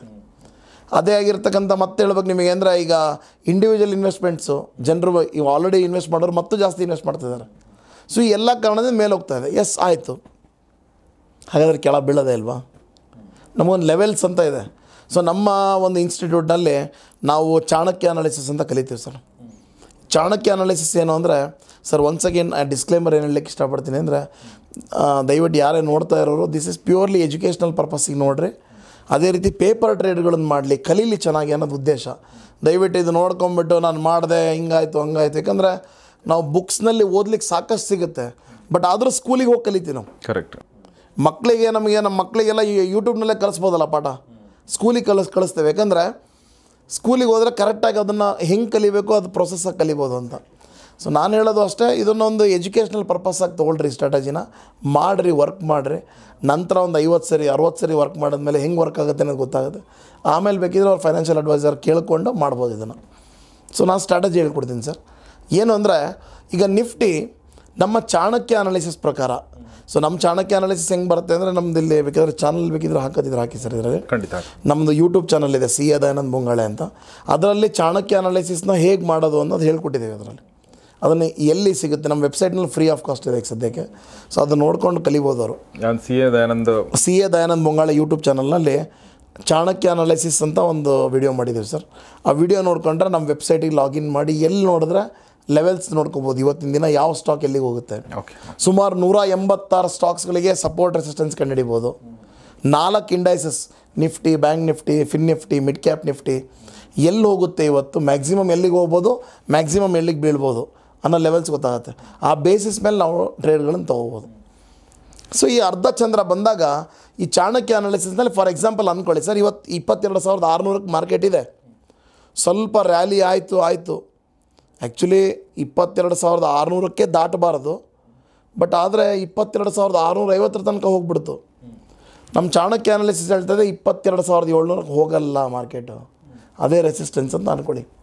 ಸೊ ನಾವೇನು ಮಾಡ್ಬೋದು, ಒಂದು ಆಪ್ಷನ್ ಕಾಲ್ ಅನ್ನೋ ಆಪ್ಷನ್ನ 22,700ಕ್ಕೆ ಸೆಲ್ ಮಾಡ್ಬೋದು. 22,000 ನಾನು ಸ್ಕ್ರೀನಲ್ಲಿ ನಿಮಗೆ ತೋರಿಸ್ತಿದ್ದೀನಿ ಸರ್. ಈಗ ನೋಡಿ ಸರ್, ಈಗ 22,700ಕ್ಕೆ ಹೋಗಲ್ಲ ಅಂಥೇಳಿ ನಾವು 148 ರೂಪಾಯಿ 75 ಪೈಸಾ ಪ್ರೀಮಿಯಮ್ನ ಇಸ್ಕೊತಾ ಇದ್ದೀವಿ. ಅಲ್ಲಿಗೆ ಹೋಗಲ್ಲ. ನಮ್ಗೆ ಹೆಂಗೆ ಗೊತ್ತಾಯಿತು ಹೋಗಲ್ಲ ಅಂತ? ನಾವು ಚಾಣಕ್ಯ ಅನಾಲಿಸಿಸ್ ಮಾಡಿದ್ವಿ. ಸೊ ಅವತ್ತಿನ ದಿನ 22,000ಕ್ಕೆ ಹೋಗಲ್ಲ ಅನ್ನೋದು ನಮಗೆ ಕ್ಲಿಯರ್ ಕಟ್ಟಾಗಿ ಇನ್ಫಾರ್ಮೇಷನ್ ಸಿಗ್ತಾ ಇದೆ. ಓಕೆ. ಸೊ ನಾವೇನು ಮಾಡೋಣ, ಈಗ ನಾವು ಆಲ್ರೆಡಿ ಮಾರ್ಕೆಟ್ ಫುಲ್ ಮೇಲೆ ಹೋಗ್ಬಿಟ್ಟಿದೆ, ಹಿಮಾಲಯ ಪರ್ವತ ಥರ ಮೇಲೆ ತುದಿಯಲ್ಲಿ ನಿಂತ್ಕೊಂಡಿದೆ. ಇನ್ನು ಅಲ್ಲಿಂದ ಬಿದ್ದರೆ ಎಲ್ಲಿಗೆ ಬೀಳುತ್ತೆ? ಸೀದಾ ಪಾತಾಳನೇ. ಇನ್ನೂ ಎಷ್ಟು ಮೇಲೆ ಹೋಗಕ್ಕೆ ಸಾಧ್ಯ? ಸೊ ನಾವೇನು ಮಾಡಿದ್ವಿ, 22,700ಕ್ಕೆ ಒಂದು ಕಾಲ್ನ ಸೆಲ್ ಮಾಡಬೇಕು. ಸೊ ಸೆಲ್ ಮಾಡಿದಾಗ ನಮಗೆ ಕಾಲ್ನ ಸೆಲ್ ಮಾಡೋದಂದರೆ ಒಂದು ನಿರ್ಧಾರ, ಕಾಲ್ ಅನ್ನೋದು ಒಂದು ಆಪ್ಷನ್ ಇರುತ್ತೆ ಸರ್. ಅಲ್ಲಿಗೆ ಹೋಗಲ್ಲ ಅಂತ ಕಾಲ್ ಸೆಲ್ ಅಂದರೆ 148 ರೂಪಾಯಿ 75 ಪೈಸಕ್ಕೆ ಅಲ್ಲಿಗೆ ಹೋಗಲ್ಲ ಅಂತ ಪ್ರೀಮಿಯಮ್ನ ಇಸ್ಕೊಂಬಿಡೋಣ 148.75ಗೆ. ಸೊ ನಮಗೇನಾಯ್ತು, ಈಗ 22,700ಕ್ಕೆ ಹೋಗಲ್ಲ ಅಂತ ಒಂದು ಕಾಂಟ್ರಾಕ್ಟ್ ಎಂಟ್ರ್ ಆದ್ವಿ. ದಟ್ ಇಸ್ ಆಪ್ಷನ್ ಸೆಲ್ ಮಾಡಿದ್ವಿ, ಕಾಲ್ ಸೆಲ್ ಮಾಡಿದ್ವಿ. ಹೋಗ್ಬಿಟ್ರೆ ಓಕೆ, ಭಯ ಇರುತ್ತಲ್ಲ ಸರ್. ಹೋಗಲ್ಲ ಅಂತ ಒಂದು ಕಡೆ ಹೇಳ್ತೇವೆ, ಹೋಗ್ಬಿಟ್ರೆ ಮೊದಲೇ ನಾನು ಯಾವಾಗಲೂ ಹೇಳ್ತಾ ಇರ್ತೀನಿ, ಆಪ್ಷನ್ ಸೆಲ್ ಅಂದರೆ ಎದೆ ಜಲ್ ಅನ್ನತ್ತೆ ಅಂತ ಹೇಳ್ತೇನೆ. ಯಾಕಂದ್ರೆ ಸೆಲ್ ಅಂದ ತಕ್ಷಣ ಜಲ್ ಅನ್ನತ್ತೆ. ಯಾಕಂದರೆ ಆಪ್ಷನ್ ಸೆಲ್ಲಿಂಗ್ನಲ್ಲಿ ಅನ್ಲಿಮಿಟೆಡ್ ಲಾಸ್. ನಮ್ಮ ವಿರುದ್ಧವಾಗಿ ಏನಾರು ಹೋಗ್ಬಿಟ್ರೆ ಅನ್ಲಿಮಿಟೆಡ್ ಲಾಸ್ ಆಗುತ್ತೆ. ಕರೆಕ್ಟ್. ಸೊ ಈ ಮಾರ್ಕೆಟ್ನಲ್ಲಿ 22,700ಕ್ಕೆ ಹೋಗಲ್ಲ ಅಂತ ಒಂದು ಕಾಲ್ ಸೆಲ್ ಕೊಟ್ಟು ಇನ್ನು 100 ಪಾಯಿಂಟ್ ಮೇಲೆ ಹೋಗಿ ಅಲ್ಲಿಂದ ಮೇಲೆ ಹೋಗುತ್ತೆ ಅಂಥೇಳಿ 22,800ಕ್ಕೆ ಒಂದು ಕಾಲ್ನ ಬೈ ಮಾಡೋಣ. ಸೊ ಆ ಬೈ ಮಾಡಲಿಕ್ಕೆ ನಮಗೆ ₹103.55 ಬೇಕು. ಸೊ ನಾವು ಅಂದ್ಕೊಂಡಿದ್ದೆಲ್ಲ ಸರಿ ಆದರೆ ನಮಗೇನಾಗುತ್ತೆ ₹1,130 ಲಾಭ ಆಗುತ್ತೆ. ಓಕೆ. ₹1,130. ಸರ್ ಇಲ್ಲ ಸರ್ ಮೇಲೆ ಇನ್ನೂ ಸಿಕ್ಕಾಪಟ್ಟೆ ಮೇಲೆ ಹೋಗ್ಬಿಡ್ತು. ಅರೆ ಪ್ರಪಂಚ ಪ್ರಳಯ ಆಗಿ ಎಷ್ಟರ ಮೇಲೆ ಹೋಗಲಿ ಅಂದರೆ ಪ್ರಳಯ ಆಗಲಿ ಅಂದರೆ ಹಂಗೆ ಆಗಲಿ ಅಂತಲ್ಲ. ಅಂದರೆ ಮಾರ್ಕೆಟ್ನಲ್ಲಿ ಏನು ಸರ್ ಅಂದರೆ uncertainty is most certain in the stock market ಅಂತೀವಿ. ನಾವು ಅಂದ್ಕೊಂಡಿದ್ದಾಗಲ್ಲ, ಏನೇನೋ ಆಗಿಬಿಡುತ್ತೆ. ಅದಕ್ಕೋಸ್ಕರನೇ ಹೆಡ್ಜಿಂಗ್ ಮಾಡೋದು. ಸೊ ನಾವು ಹೋಗಲ್ಲ ಅಂತ ನಮ್ಮ ಎಲ್ಲ ಅಂಕಿಅಂಶಗಳು ಹೇಳ್ತಿದ್ದಾವೆ. ಹೋಗ್ಬಿಟ್ರೆ ಅದ್ರ ಮೇಲ್ಗಡೆದೇನು ಕಾಲ್ ಬೈ ಮಾಡಿದ್ದೀವಲ್ಲ ಸರ್, ಅದು ಸೇಫ್ ಮಾಡುತ್ತೆ. ಸೊ ಈ ಒಂದು ಸ್ಟ್ರಾಟಜಿ ಮಾಡಲಿಕ್ಕೆ ನಮಗೆ ₹13,877 ದುಡ್ಡು ಬೇಕು ನಮಗೆ. ಅಂದ್ಕೊಳ್ಳಿ ₹14,000 ದುಡ್ಡು ಬೇಕು. ಸೊ ಇದರಲ್ಲಿ ಗಳಿಸೋದು ಎಷ್ಟು? ಗಳಿಸೋದು ನಾವು ₹1,130. ಇದೇನು ಸರ್ ಇದರಲ್ಲಿ ಏನು ಮಜಾ ಇದೆ ₹1,130 ದುಡಿಯೋದ್ರಲ್ಲಿ ಅಂತ ಅನ್ನಿಸ್ಬೋದು. ಇನ್ವೆಸ್ಟ್ಮೆಂಟ್ ಎಷ್ಟಿದೆ ಸರ್? ಸುಮಾರು ₹14,000. ಸೊ ರಿಟರ್ನ್ಸ್ ಅಂತ ತೊಗೊಂಡಾಗ 8.14% ಬರುತ್ತೆ. ವಾರಕ್ಕೆ, ಒಂದು ವಾರಕ್ಕೆ? ವಾರನೂ ಅಲ್ಲ ಸರ್, 4 ದಿನಕ್ಕೆ. ಓಕೆ. ಸೋಮವಾರ ಬೆಳಗ್ಗೆ 8 ನಾವು ಎಕ್ಸಿಟ್ ಆಗೋದು. ನಿಫ್ಟಿ ಕ್ಲೋಸ್ ಆಗೋದು ಯಾವತ್ತು ಸರ್? ಗುರುವಾರ ದಿನ. ಗುರುವಾರ 3:30 ಇದೇನಾಗುತ್ತೆ, ಮಾರ್ಕೆಟ್ ಕೆಳಗೆ ಬಿತ್ತು ಅಂತ ಇಟ್ಕೊಳ್ಳಿ, ಎಷ್ಟಾರ ಬೀಳ್ಕೊಳ್ಳಿ ಅಥವಾ ಅಲ್ಲೇ ಏರ್ಕೊಳ್ಳಿ, 22,700ಕ್ಕೆ ಏರ್ಕೊಳ್ಳಿ, ನಮಗೇನು ಟೆನ್ಷನ್ ಇಲ್ಲ. ನಮಗೆ ಮಾತ್ರ ಈ ದುಡ್ಡು ನಮಗೆ ಬರುತ್ತೆ. ಸೊ ನಮ್ಮ ಹತ್ರ ಜಾಸ್ತಿ ದುಡ್ಡಿದ್ರೆ ಜಾಸ್ತಿ ಮಾಡ್ಕೋಬೋದು. 14,000ಕ್ಕೆ ಒಂದು ಲಾಟು. ನಮ್ಮ ಹತ್ರ 2 ಲಕ್ಷ ಇದೆ ಸರ್, ನಾ ಏನು ಮಾಡಲಿ? ಹಾಕ್ರಿ 12 lot 13 lot. But first practice ಮಾಡಬೇಕು. ಇದು ಯಾವುದೇ ರೀತಿಯ ಟಿಪ್ಸು ಇದನ್ನು ಕೊಡೋದಂತಲ್ಲ, ಎಜುಕೇಷನ್ಗೋಸ್ಕರ ನಾನು ಬಂದು ಮಾತಾಡ್ತಾ ಇರೋದು ಸರ್. ಸೊ ಅದನ್ನು ಹೆಲ್ಪ್ ಮಾಡಿಕೊಂಡು ಕಲೀರಿ. ಯಾಕಂದರೆ ಈ ವಿಡಿಯೋ ನಾನು ಹೇಳಿದ ತಕ್ಷಣ ಎಸ್ ಇದು ರಾಕೆಟ್ ಸಿಕ್ಬಿಡ್ತು, ನಮಗೆ ಏನೋ ಒಂದು ಫಾರ್ಮುಲಾ ಸಿಕ್ಬಿಡ್ತು ಮಾಡಿದೆ, ಅಭ್ಯಾಸ ಮಾಡ್ಕೋಬೇಕು. Formula 100% working. ನನ್ನ ಫೇವ್ರೇಟ್ ಕೂಡ ಇದು. ಸೊ ಇದು ಅರ್ಧ ಚಂದ್ರ ಅಂತ ಯಾಕೆ ಹೆಸರಿಟ್ಟಿದ್ದೀನಿ ಅಂದರೆ, ನೋಡಿ ಸರ್, ಇದು ಮಾರ್ಕೆಟು 22,600 ಇಲ್ಲಿದೆ. ಹೋದ್ರ ಇಲ್ಲಿದೆ ಕರೆಕ್ಟಾಗಿ. 22,700ಕ್ಕೆ ಹೋಗಲ್ಲ ಅಂತ ಇಲ್ಲೊಂದು ಎಂಟ್ರಿ ಆದ ಫಸ್ಟು. ಅದಾದಮೇಲೆ 27,800ಕ್ಕೆ ಹೋಗುತ್ತೆ ಅಂತ ಒಂದು ಹೇಳಿದೆ. ಅಂದರೆ ಆ ಕಡೆಯಿಂದ 22,800, ಅದ್ರ ಮುಂದ್ಗಡೆ ಇನ್ನೊಂದು 22,700. ನೋಡೋಕೆ ನಿಮಗೆ ಚಂದ್ರದ ಆಕಾರ ಕಾಣುತ್ತದೆ. ಮಾರ್ಕೆಟ್ ಇರೋದು ಇಲ್ಲಿ 22,700ಕ್ಕೆ ಒಂದು ಕಾಲ್ ಸೆಲ್ಲು, ಇನ್ನೂ ಮುಂದೋಗಿ ಒಂದು ಕಾಲ್ ಬೈ. ಅದನ್ನು ಡ್ರಾಯಿಂಗ್ ಮಾಡಿದಾಗ ನೀಟಾಗಿ ಅದು ಅರ್ಧ ಚಂದ್ರ ಥರ ಕಾಣುತ್ತೆ. So this is amazing strategy. ಎರಡನ್ನು ಜೋಡಿಸಿದಾಗ ಮೇಲಿಂದ ಕೆಳಗಡೆ ಹಿಂಗೆ ಅರ್ಧ ಚಂದ್ರ ಥರ ಕಾಣಿಸುತ್ತೆ. Okay. So out of the money call cell, for out of the money call by. ಯಾವಾಗ ಮಾಡಬೇಕು ಇದನ್ನು ನಿಫ್ಟಿ ಅತಿ ಮೇಲೆ ಹೋದಾಗ, ಇನ್ನೇನಪ್ಪ ಇಲ್ಲಿಂದ ಮೇಲೆ ಹೋಗಲ್ಲ, ನನಗೆ ಲಿಮಿಟೆಡ್ ಇನ್ಕಮ್ ಸಾಲಕ್ಕೆ 8% 4 ದಿನಕ್ಕೆ ಅಂದರೆ ಇಟ್ಸ್ ಅನ್ ಅಮೇಝಿಂಗ್. ಲಾಸ್ ಆದರೆ ಏನು ಆಗಬಾರ್ದು ಅಂತೇನಿಲ್ಲ ಸರ್, ಹೋಗ್ಬೋದಲ್ಲ, ಇನ್ನೂ ಹೊಡ್ಕೊಂಡು ಮೇಲೆ ಹೋಗ್ಬೋದಲ್ಲ. ಸಪೋಸ್ ನಮಗೆ ಅಂದ್ಕೊಂಡಿದ್ದಕ್ಕಿಂತನೂ ಏನಾರ ಉಲ್ಟಾ ಆಗಿಬಿಟ್ರೆ we will be losing around ₹1,370. Okay. So ನಾನೇನು ಹೇಳ್ತೀನಿ ಅಂದರೆ 14,000ದಲ್ಲಿ 1,370 ಅಷ್ಟೇ ಸರ್, ಅಷ್ಟೇ ಹೋಗೋದು ಲಾಸ್ ಆದರೆ. ಸೊ ನಾನೇನು ಹೇಳ್ತೀನಿ ಅಂದರೆ, ಈ ಒಂದು ಯಾವ ರೀತಿಯ ಮೈಂಡ್ ಸೆಟ್ ಇರಬೇಕು ಅಂದರೆ, ನಮ್ಮ ಹತ್ರ 10 ಲಾಟ್ ಹಾಕ್ಲಿಕ್ಕೆ ದುಡ್ಡಿದೆ ಅಂದರೆ, ಸೇ ಫಾರ್ ಎಕ್ಸಾಂಪಲ್ 1.5 ಲಕ್ಷ ಇದೆ. ಅವ್ರು ಏನು ಮಾಡ್ಬೋದು, 10 ಸರಿ ಎಂಟ್ರಾಗಿ ಹೋದ್ರೆ ಇದೇ ಟ್ರೇಡ್ನ ಆಯಿತು ಫಸ್ಟ್ ಹಾಕೋಣ, ಇದು ಫೇಲೇ ಆಗಬಾರ್ದು, ಫೇಲ್ ಆಯಿತು ಪರವಾಗಿಲ್ಲ, ಇಲ್ಲಿಗೆ ಬಂದುಬಿಟ್ವಿ 22,800ಕ್ಕೆ ಹೋಗ್ಬಿಟ್ವಿ, ಇಲ್ಲಿಂದ ಮತ್ತೆ ಮುಂದೋಗೋಣ, 22,900ಕ್ಕೆ ಹೋಗಲ್ಲ, 23,000ಕ್ಕೆ ಹೋಗುತ್ತೆ, ಅಲ್ಲೊಂದು ಹಾಕ್ಬೋದಾ? ಓಕೆ ಆಯಿತು, ಅದು ಫೇಲ್ ಆಯಿತು, ಅಲ್ಲಿ 1,300 ಆಯಿತು, ಇಲ್ಲಿ 1,300 ಆಯಿತು. ಆ ಥರ 13 ಚಾನ್ಸ್ಗಳಿರುತ್ತಲ್ಲ ಸರ್ ನಿಮಗೆ. ಸೊ ನಿಮ್ಗೆ ಏನಾಗುತ್ತೆ ಅಂದರೆ, ಮಾರ್ಕೆಟ್ ಯಾವಾಗಲೂ ಒಂದು ಅರ್ಥ ಮಾಡ್ಕೋಬೇಕು, ಫೇಲ್ ಆದರೆ ಆಗಲಿ ಅನ್ನೋದನ್ನಲ್ಲ ಸರ್, ಆಗಲಿಲ್ದಂಗೆ ನೋಡ್ಕೋಬೇಕು. ಅದಕ್ಕೆ ಇಷ್ಟೆಲ್ಲ ಅಂಕಿಅಂಶಗಳು ಇಟ್ಕೊಂಡು ಚಾಣಕ್ಯ ಅನಾಲಿಸಿಸ್ ಅಂದರೆ ಅದೊಂದು 40-45 ನಿಮಿಷ ಮಾಡೋ ಅಂಥ ಒಂದಿದು. ಬಟ್ ಲಕ್ಕಿಲಿ ನಮಗೆ ನಮ್ಮ ವೆಬ್ಸೈಟ್ನಲ್ಲಿ ಸದ್ಯಕ್ಕೆ ಎಲ್ಲ ಖರ್ಚು ನಾವು ನಿಭಾಯಿಸ್ಬಿಟ್ಟು ಕೊಟ್ಟಿದ್ದೀವಿ. ಅಂದ ಯೂಟ್ಯೂಬ್ನಲ್ಲಿ ಹೋದರೆ ಗೊತ್ತಾಗುತ್ತೆ ಹೇಗೆ ಯೂಸ್ ಮಾಡ್ಬೋದು. www.cadaನಂದಮಂಗಾಳೆ ಅಂತ ವೆಬ್ಸೈಟ್ ಇದೆ, ಅಲ್ಲಿ ಹೋಗಿ ಸೈನ್ ಅಪ್ ಮಾಡಿಕೊಂಡ್ರೆ ಫ್ರೀ ಆಫ್ ಕಾಸ್ಟ್ ಇದೆ. ಕ್ಲಿಕ್ ಮಾಡಿದ್ರೆ ಸಪೋರ್ಟು ರೆಸಿಸ್ಟೆನ್ಸ್ ಕಾಣಿಸ್ಕೊಂಡ್ಬಿಡುತ್ತೆ, ಅಲ್ಲಿ ಅದನ್ನು ಯೂಸ್ ಮಾಡ್ಕೋಬೋದು. ಸದ್ಯಕ್ಕೆ ಫ್ರೀ ಆಗಿದೆ, ಏನೂ ತೊಂದರೆ ಇಲ್ಲ, they can make use of it. ಅದು ನಮ್ಮ ಇನ್ಸ್ಟಿಟ್ಯೂಟಿಗೆ ಬಂದರೆ ಅದ್ರ ಬಗ್ಗೆ ಏನು ಹೆಂಗೆ ಮಾಡಿದ್ದೇವೆ ಅದನ್ನು, ಈ ಥರದ್ದು ಒಂದು ಸ್ಟ್ರಾಟಜಿ ಸರ್, ಈ ಥರದ್ದು wonderful strategies, we make ample number of strategies in the class. So C A Dayanand Bengali ಸರ್ದು ಯೂಟ್ಯೂಬ್ಗೆ ಹೋಗಿ ನೋಡಿ ಒಂದಷ್ಟು ಅರ್ಥ ಆಗ್ಬೋದು ನಿಮಗೆ. ಆಡಿದ್ರೆ ಅದನ್ನೇ ಇಟ್ಕೊಂಡು ಆಟ ಆಡೋಕ್ಕೆ ಹೋಗಬೇಡಿ. ಆಮೇಲೆ ಬೇಕಾದ್ರೆ ಬಂದು ಸಾಧ್ಯವಾದರೆ ಎಲ್ಲಾದರೂ ಒಂದು ಕಡೆ ಕಲೀರಿ, ಇಲ್ಲ ನೀವು ದಯಾನಂದ್ ಬಂಗಾಳಿ ಅವರ ಇನ್ಸ್ಟಿಟ್ಯೂಟಿಗೆ ಬಂದು ಕೂಡ ನೀವು ಕಲಿತು ಆಮೇಲೆ ಆ ಸ್ಟ್ರಾಟಜಿನ ಯೂಸ್ ಮಾಡಿ. ಯಾಕೆಂದರೆ ನಾವು ಥಿಯರಿಟಿಕಲಿ ಏನೇ ಹೇಳ್ಬೋದು ಸರ್, ಪ್ರಾಕ್ಟಿಕಲಾಗಿ ಎಕ್ಸ್ಪೀರಿಯನ್ಸ್ ಪ್ರಾಕ್ಟಿಕಲಿ ಬರಲೇಬೇಕು ಸರ್. ಯಾಕಂದರೆ ಅದು ಒಂಥರ ಹೆಂಗೆ ಅಂದರೆ BP ಏರಿಳಿತಗಳು ಹೆಂಗಾಗುತ್ತೆ, ಕೆಲವೊಬ್ರು ಏನಾಗುತ್ತೆ ಅವ್ರಿಗೆ ನಾಲೆಜ್ ಇರೋಂಗಿಲ್ಲ, ಸುಮ್ಮನೆ ಬೈ ಮಾಡ್ಬಿಡ್ತಾರೆ ಆಪ್ಷನ್ಸ್ನ. ನಾನು ನೋಡಿದ್ದೇನೆ. ಅವರು ಆಮೇಲೆ ಏನು ಮಾಡ್ತಾರೆ, 5 ನಿಮಿಷಕ್ಕೆ ಒಂದು 5 ಸರಿ ನೀರು ಕುಡಿತಾರೆ. ತಪ್ಪು ಅಂತಲ್ಲ, ಅದನ್ನು ಫಸ್ಟ್ ನಾವು ಅರ್ಥ ಮಾಡ್ಕೋಬೇಕು. ಸ್ಟಾಕ್ ಮಾರ್ಕೆಟ್ ಅಂದ್ರೆ ಮೇಲೆ ಕೆಳಗೆ ಆಗೋದು, ಅಯ್ಯೋ ಕೆಳಗೆ ಬೀಳ್ತಾಯಿದ್ದೆ, ಅಯ್ಯೋ ಮೇಲೆ ಅದ್ರ ನೇಚರೇ ಮೇಲೆ ಹೋಗೋದು, ಕೆಳಗೆ ಬರೋದು. ಸೊ ನಾವು ಇರೋದೇ ಅದರಲ್ಲಿ. ಅದಕ್ಕೂ ಟ್ರೇಡಿಂಗ್ ಮಾಡ್ತೀವಿ ಅಂದಾಗ ಆದಷ್ಟು ಅವಾಯ್ಡ್ ಮಾಡಿರಿ. ಇಲ್ಲಾಂದರೆ ಈ ರೀತಿ ಅರ್ಧ ಚಂದ್ರ ಈ ಥರ ಸ್ಟ್ರಾಟಜಿಗಳನ್ನು ಇಂಪ್ಲಿಮೆಂಟ್ ಮಾಡಿ. ಅವ್ರಿಗೆ ಯಾರಿಗಾರೇನು ಡೌಟ್ಸ್ ಇದ್ರೆ ಬೇಕಿದ್ರೆ ಬರಲಿ ಇನ್ಸ್ಟಿಟ್ಯೂಟಿಗೆ ಬಂದು ಕೂಡ they can meet me also sir. Yes sir. So ಅರ್ಧಚಂದ್ರ ಸ್ಟ್ರಾಟಜಿನ ದಯಾನಂದ್ ಬಂಗಾಳಿ ಸರ್ ಹೇಳಿದರು. ಅವ್ರ ಹೆಸರು ತುಂಬ ಚೆನ್ನಾಗಿಡ್ತಾರೆ. ಅಂದರೆ basically it's working sir, fantastic strategy. ಯಾಕಂದರೆ ಏನು ಕಳ್ಕೊಂಡ್ರೆ 1300 ರೂಪಾಯಿ ಹೋಗುತ್ತೆ, ಆದರೆ ಕಳ್ಕೊಳ್ಳಬಾರ್ದು. ಆ ರೀತಿ ಮಾಡಬೇಕಲ್ಲ ಸರ್ ಸ್ಟ್ರಾಟಜಿಗಳು. ಯಾಕಂದರೆ ನಾವು ಎಷ್ಟೊಂದು ಇಂಡಿಕೇಟರ್ಸ್ ಯೂಸ್ ಮಾಡ್ತೀವಿ, RSI ಯೂಸ್ ಮಾಡ್ತೀವಿ, ವಿವ್ಯಾಪ್ ಯೂಸ್ ಮಾಡ್ತೀವಿ, ಆಮೇಲೆ ಈ ಆಪ್ಷನ್ ಚೈನ್ ಯೂಸ್ ಮಾಡ್ತೀವಿ. ಸಾಕಷ್ಟು ಪ್ಯಾರಾಮೀಟರ್ಗಳನ್ನು ಒಳಗೊಂಡಿರ್ತಕ್ಕಂಥದ್ದು ಚಾಣಕ್ಯ ಅನಾಲಿಸಿಸ್. ಆ ಚಾಣಕ್ಯ ಅನಾಲಿಸಿಸ್ ನಮ್ಮ ಪ್ರಕಾರ ನಾನು ಪ್ರಮೋಟ್ ಮಾಡಬೇಕು ಅಂತಲ್ಲ, more than 95% is the accuracy. Okay. So ಅದನ್ನ ಹಿಡ್ಕೊಂಡು ಹೆಡ್ಜ್ ಮಾಡ್ಕೊಂಡು ಮಾಡೋ ಅಂಥದ್ದು. ಬರೀ ಅದನ್ನ ನೋಡಿ ಡೈರೆಕ್ಟಾಗಿ ನೇಕೆಡ್ ಕಾಲ ಪುಟ್ಟ ಬೈ ಮಾಡ್ಬೋದಾಗಿತ್ತು. ನೋ, ಚಾಣಕ್ಯಕ್ಕಿಂತನೂ ನಾವು ಸ್ವಲ್ಪ ಜಾಸ್ತಿ ಜಾಣರಾಗಿ ಮಾಡಿದ್ರೆ ಆದಷ್ಟು ಮಟ್ಟಿಗೆ ನಮಗೆ ದುಡ್ಡು ಬರೋ ಸಾಧ್ಯತೆ ಜಾಸ್ತಿ ಆಗುತ್ತೆ ಅಂತ ಸರ್. ವಾರಕ್ಕೆ 8% ಒಂದಂದ್ರೆ ಎಷ್ಟು ಸರ್? ತುಂಬ ಆಗೋಯ್ತಲ್ಲ ಸರ್. ಎಸ್, ನಮಗೆ ಏನಂದರೆ ಸೂಚನೆ ವರ್ಷಕ್ಕೆ 8% ತೊಗೊಳ್ಳೋಷ್ಟು. Exactly sir. ಅದೇನಂದರೆ ಬೇರೆಯವ್ರಿಗೆ ಜೂಜು ಅನಿಸುತ್ತೆ ಸರ್. ಕರೆಕ್ಟಾಗಿ ಅದನ್ನು ಲೆವೆಲ್ಸ್ ಇಟ್ಕೊಂಡು ಮಾಡಿದ್ರೆ, ಅದಕ್ಕೆ ಇಂಟ್ರಾಡೇ ಅವಾಯ್ಡ್ ಮಾಡಿರಿ. ಒಂದು 4 ದಿನದ್ದು 5 ದಿನದ ವ್ಯೂಸ್ ಇಟ್ಕೊಳ್ರಿ. ಸೊ ಅದರೊಳಗೆ ನಿಮಗೆ ಇಷ್ಟು ಬರಲಿ ಅನ್ನೋದಿರ್ಬೇಕು. ತಿಂಗಳಿಗೆ ಎಷ್ಟು ದುಡಿತೀನಿ ಅನ್ನೋದು ಇಂಪಾರ್ಟೆಂಟ್, 5 ನಿಮಿಷಕ್ಕೆ ಎಷ್ಟು ದುಡಿತೀನಿ ಅನ್ನೋದು ಇಂಪಾರ್ಟೆಂಟ್ ಅಲ್ಲ ಅಂತ ನನಗೆ ಅನಿಸುತ್ತೆ sir. So thank you very much sir, Dayanand sir, ನಮ್ಮ ಜೊತೆ ಮಾತಾಡಿದ್ದಕ್ಕಾಗಿ. ಸೊ ನಾವು ಇನ್ನೊಂದಷ್ಟು ವಿಚಾರಗಳನ್ನ ಮಾತಾಡೋಣ ಮಾರ್ಕೆಟಿಗೆ ಸಂಬಂಧಪಟ್ಟಂತೆ ಅಂತ ಹೇಳ್ತಾ ನಾನು ಮತ್ತೊಂದು ಸಲ ಧನ್ಯವಾದಗಳನ್ನ ಹೇಳ್ತಾ ಅವ್ರಿಗೆ thank you very much. Thank you sir. Thank you. So ನೀವು ದಯಾನಂದ್ ಬಂಗಾಳಿ ಸರ್ ಜೊತೆ ಕಲಿಬೇಕು ಅಂದರೆ ಅವ್ರ ನಂಬರ್ ಮತ್ತು ಕಾಂಟ್ಯಾಕ್ಟ್ ಡೀಟೇಲ್ಸ್ ಎಲ್ಲ ನಮ್ಮ ಸ್ಕ್ರೀನ್ ಮೇಲಿದೆ. ದಯವಿಟ್ಟು ನೀವು ಸಂಪರ್ಕಿಸಿ, ಹೋಗಿ ಒಂದು ಸೆಷನ್ ಅಟೆಂಡ್ ಮಾಡಿ. ಆಮೇಲೆ ಬೇಕಾ ನೀವು ಕಾಲ್ ತೊಗೊಳ್ಳಿ, ಹೋಗಬೇಕಾ ಬೇಡ ಅಂತೇಳಿ. ಒಂದು ಸೆಷನ್ ಅಂದರೆ ಒಂದು ಸಲ ಅವ್ರನ್ನ ಮಾತಾಡಿ. ಸಂಡೇ ಬೇಕಿದ್ರೆ ಬರಲಿ ಸರ್ ಅವರು. ಓಕೆ. ಸಂಡೇ ಮಧ್ಯಾಹ್ನ ಕ್ಲಾಸ್ ನಡೀತಾ ಇರುತ್ತೆ. They can come for the trial class. ಬಂದು 15-20 ನಿಮಿಷ ಕ್ಲಾಸ್ ನಡೆಯುವಾಗ ಬೇಕಾದ್ರೆ ಬಂದು ನೋಡ್ಬೋದು ಅಲ್ಲಿ ಎಷ್ಟು ಜನ ಹೆಂಗಿರ್ತಾರೆ, ಏನೋ ಪಾಠ ಮಾಡೋದು. ಯಾಕೆಂದರೆ ಅವ್ರಿಗೇನೆಂದರೆ ಏನು ಕಲಿಸ್ತಾರಪ್ಪ 6,500 ತೊಗೊತಾರೆ ಅಂತ. 3 days course plus 18 days 15 days of practical training. Sensible use ಮಾಡೋದು, ಪೇಪರ್ ಟ್ರೇಡಿಂಗ್ ಹೆಂಗೆ ಮಾಡೋದು.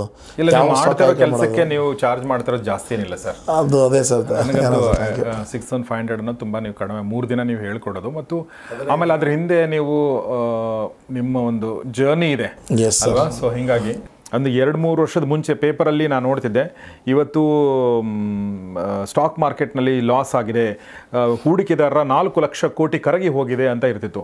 ಆಮೇಲೆ ಇವತ್ತು ಮಾರ್ಕೆಟ್ ತುಂಬ ಚೆನ್ನಾಗಾಗಿದೆ, ಹೂಡಿಕೆದಾರರು 2 ಲಕ್ಷ ಕೋಟಿ ಗಳಿಸಿದ್ದಾರೆ ಅಂತೆಲ್ಲ. ನಾನು ಹೆಂಗಿದು ಏನು ನನಗೆ ಗೊತ್ತಾಗ್ತಿರಲಿಲ್ಲ.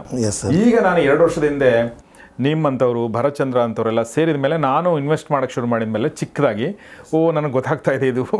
ಫಾರ್ ಎಕ್ಸಾಂಪಲ್ ಮೊನ್ನೆ ನಿಫ್ಟಿ ಬಿದ್ದೋಯ್ತು ಸರ್. Yes sir. ಸುಮಾರು ಜನ ದುಡ್ಡು ಕಳ್ಕೊಂಡ್ರು, ಇನ್ಕ್ಲೂಡಿಂಗ್ ಮೀ ಸರ್. ಈಗ ಆಮೇಲೆ ಕೆಲವೊಂದು ಸಲ ಇವತ್ತು ನೋಡಿ ಸರ್ ಚೆನ್ನಾಗಿ ಮೇಲಿದ್ದಿದೆ ಕೆಲವೊಂದು ಕಡೆ.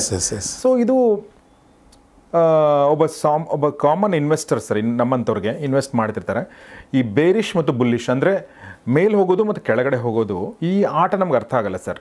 ಇದಕ್ಕೆ ಅಂದರೆ ಇವತ್ತು ಮಾರ್ಕೆಟ್ ಮೇಲೆ ಹೋಗುತ್ತೆ ಅಥವಾ ನಾಳೆ ಮಾರ್ಕೆಟ್ ಬೀಳ್ಬಹುದು ಅನ್ನೋ ತಿಳ್ಕೊಳ್ಳೋಕೆ ಏನಾದರೂ ಒಂದು ಟಿಪ್ಸ್ಗಳು, ಸೂತ್ರಗಳು, ಕ್ಲೂಗಳು ಏನಾದರೂ ಸಿಗ್ಬೋದಾ ಸರ್ ನಮಗೆ? ಸರ್ ಈಗ ಇನ್ವೆಸ್ಟ್ಮೆಂಟು ಟ್ರೇಡಿಂಗ್ 2 ಸಪ್ರೇಟ್ ಸರ್ ಇದು. ಓಕೆ. ಸೊ ಇನ್ವೆಸ್ಟ್ಮೆಂಟ್ ಅಂತ ಬಂದಾಗ it's for a long term. S.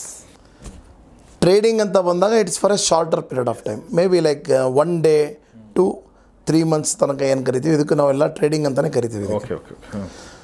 So investment ಅಂತ ಬಂದಾಗ ಯಾವುದೇ ಒಂದು ಡಿಪ್, ಒಳ್ಳೆ ಡೀಸೆಂಟ್ ಡಿಪ್ ಕರೆಕ್ಷನ್ ಆದಾಗ ಇಟ್ಸ್ ಎ ಗುಡ್ ಟೈಮ್ ಅಂತ ನಾವು ಕರಿತೀವಿ.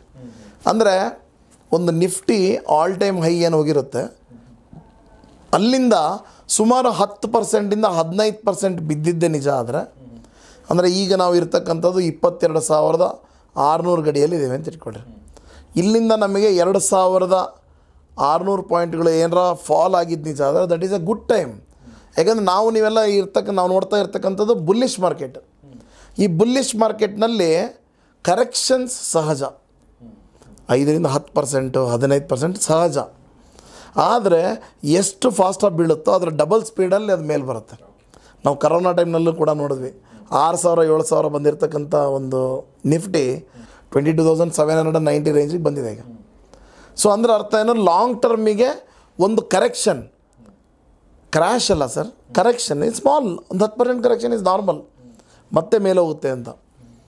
ಅದು ಒಂದಾದರೆ ಕೆಲವೊಬ್ಬರಿಗೆ ಇನ್ನು ಸೆಕೆಂಡ್ ಹೇಳಬೇಕು ಅಂದರೆ, ಈಗ ಮಾರ್ಕೆಟ್ ಬುಲ್ಲಿಶೋ ಬೇರಿಶ್ ಇಂಟ್ರಾಡೇವರೆಗೂ ಕೆಲವೊಂದಿಷ್ಟು ಪಾಯಿಂಟ್ಸ್ ಹೇಳ್ತೀನಿ. ಸೊ ಒಂದು 4 ಪಾಯಿಂಟ್ನ ನಾವು ನೋಡ್ಕೋಬೋದು ಸರ್. ಮಾರ್ಕೆಟು ಯಾವ ಡೈರೆಕ್ಷನಲ್ಲಿ ಹೋಗ್ಬೋದು, ಓಕೆ, ಇವತ್ತು ಬುಲ್ಲಿಶ್ ಆಗ್ಬೋದೋ ಬೇರಿಶ್ ಆಗ್ಬೋದು ಅಂತ. ಮೊದಲನೇದಾಗಿ ಪ್ರೀಮಿಯಮ್ ಅನಲೈಸ್ ಮಾಡ್ಬೇಕು ಸರ್. ಓಕೆ, ಆಪ್ಷನ್ ಪ್ರೀಮಿಯಮ್ನ ಅನಲೈಸ್ ಮಾಡ್ತಕ್ಕಂಥದ್ದು ಏನು ಸರ್ ಹಂಗಂದರೆ? ಏನಂತಂದರೆ, ಈಗ ನೋಡಿ ಸರ್, ಫಾರ್ ಎಕ್ಸಾಂಪಲ್ ಒಂದು ಸೈಟ್ ಇದೆ, ಆ ಸೈಟ್ ಒಂದೇ ಇರೋದು, ಬೈ ಮಾಡಲಿಕ್ಕೆ 10 ಜನ ನಿಂತ್ಕೊಂಡಿದ್ದಾರೆ. 10 ಜನ ನಾನು ಈ ರೇಟಿಗೆ ತೊಗೊಳಕ್ಕೆ ರೆಡಿದ್ದೀನಿ, ನಾನು ಈ ರೇಟಿಗೆ ತೊಗೊಳಕ್ಕೆ, ಇನ್ನೊಂದು ರೇಟಿಗೆ ತೊಗೊಳಕ್ಕೆ ರೆಡಿದ್ದೀನಿ ಅಂತ ಬೈ ಮಾಡೋಕ್ಕೆ ಜಾಸ್ತಿ ಇದ್ದಾರೆ. ಸೊ ಸಪ್ಲೈ ಒಂದೇ, ಡಿಮ್ಯಾಂಡ್ ಜಾಸ್ತಿ ಇದೆ, ಪ್ರೈಸ್ ಜಾಸ್ತಿ ಆಗುತ್ತೆ ಕಡಿಮೆ ಆಗುತ್ತೆ? ಜಾಸ್ತಿ ಆಗುತ್ತೆ ಸರ್. ಕರೆಕ್ಟಾ? Same principle will apply to the stock market. ಈಗ 22,600ಕ್ಕೆ ನಿಫ್ಟಿ ಇದೆ ಅಂತ ಭಾವಿಸೋಣ ಸರ್. ಸೊ ಇಲ್ಲಿ ನಮ್ಮಲ್ಲಿ ಆಪ್ಷನ್ಸ್ನಲ್ಲಿ ಕಾಲ್ ಅಂತ ಇದೆ ಮತ್ತು ಪುಟ್ ಅಂತ ಇದೆ. ಯಾರು ಕಾಲ್ ಬೈ ಮಾಡ್ತಾರೆ ಅಂದರೆ, ಯಾರ ಮನಸ್ಥಿತಿ ಬುಲ್ಲಿಶ್ ಇದೆ, ಯಾರು ಮಾರ್ಕೆಟ್ ಮೇಲೆ ಹೋಗುತ್ತೆ ಸರ್, ನನ್ನ ಹತ್ರ ಜಾಸ್ತಿ ದುಡ್ಡಿಲ್ಲ, ಸ್ವಲ್ಪ ದುಡ್ಡಿದೆ ಸರ್, 10,000 5,000 ಇದೆ, ಅವ್ರೇನು ಮಾಡ್ತಾರೆ, ಆಪ್ಷನ್ನ ಬೈ ಮಾಡ್ತಾರೆ ಜನರಲಿ. ಸೊ ಹಾಗಿದ್ರೆ ನಾವೇನು ಮಾಡಬೇಕು, ಮೊದಲನೇ ಪ್ಯಾರಾಮೀಟರ್ ಏನು ಅಂದರೆ, ನಿಫ್ಟಿಯ ಒಂದು ಸ್ಪಾಟ್ ಪ್ರೈಸ್ ಎಷ್ಟಿದೆ. ಫಾರ್ ಎಕ್ಸಾಂಪಲ್ 22,600, ಕಾಲಿನ ಪ್ರೀಮಿಯಮ್ 200 ರೂಪಾಯಿ ಇದೆ. ಸೇಮ್ ಅದೇ ಸ್ಟ್ರೈಕ್ ಪ್ರೈಸ್ಗೆ ಪುಟ್ಟಿನ ಪ್ರೀಮಿಯಮ್ ಬರೀ 120 ರೂಪಾಯಿ ಇದೆ. ಸೊ ಯಾವ ಡೈರೆಕ್ಷನಲ್ಲಿ ಜಾಸ್ತಿ ಇದೆ ಸರ್? ಕಾಲ್ ಸೈಡ್ ಜಾಸ್ತಿ ಇದೆಯಲ್ಲ. ಈ ಕಡೆ 200 ಇದೆ, ಸೇಮ್ ಸ್ಟ್ರೈಕ್ ಪ್ರೈಸ್ 22,600ಕ್ಕೆ ಕಾಲಿನ ಬೆಲೆ 200 ರೂಪಾಯಿ, ಪುಟ್ಟಿನ ಬೆಲೆ 120 ರೂಪಾಯಿ. ಅಂದ್ರೆ ಅರ್ಥ, premium for the call side is more. ಅಂದರೆ ಜನರ ಮನಸ್ಥಿತಿ ಮಾರ್ಕೆಟ್ ಮೇಲೆ ಹೋಗುತ್ತೆ, ಬೈ ಮಾಡೋಕ್ಕೆ ನಾನು ಜಾಸ್ತಿ ಕೊಟ್ಟಬೇಕಿದ್ರೆ ತಯಾರಿದ್ದೀನಿ ಅನ್ನೋದು ನನ್ನ ಒಂದು ತಿಳುವಳಿಕೆ. ಸೊ ದಯವಿಟ್ಟು ನಾನು ಕೈ ಮುಗಿದು ಕೇಳ್ಕೊತೀನಿ, ಇದನ್ನು ನೋಡಿ ನಾನು ಇದೊಂದೇ ಬೇಸಿಸ್ ಅಂತ ದಯವಿಟ್ಟು ರೇಟ್ ತೊಗೊಬೇಡಿ. ಅನಲೈಸಿಸ್ 1, 2, 3, 4 ಪ್ಯಾರಾಮೀಟರ್ಸ್ಗಳನ್ನು ಹೆಣಿದ್ಬಿಟ್ಟು ನೋಡಿಬಿಟ್ಟು ನಾವು ಅನಲೈಸ್ ಮಾಡಬೇಕು.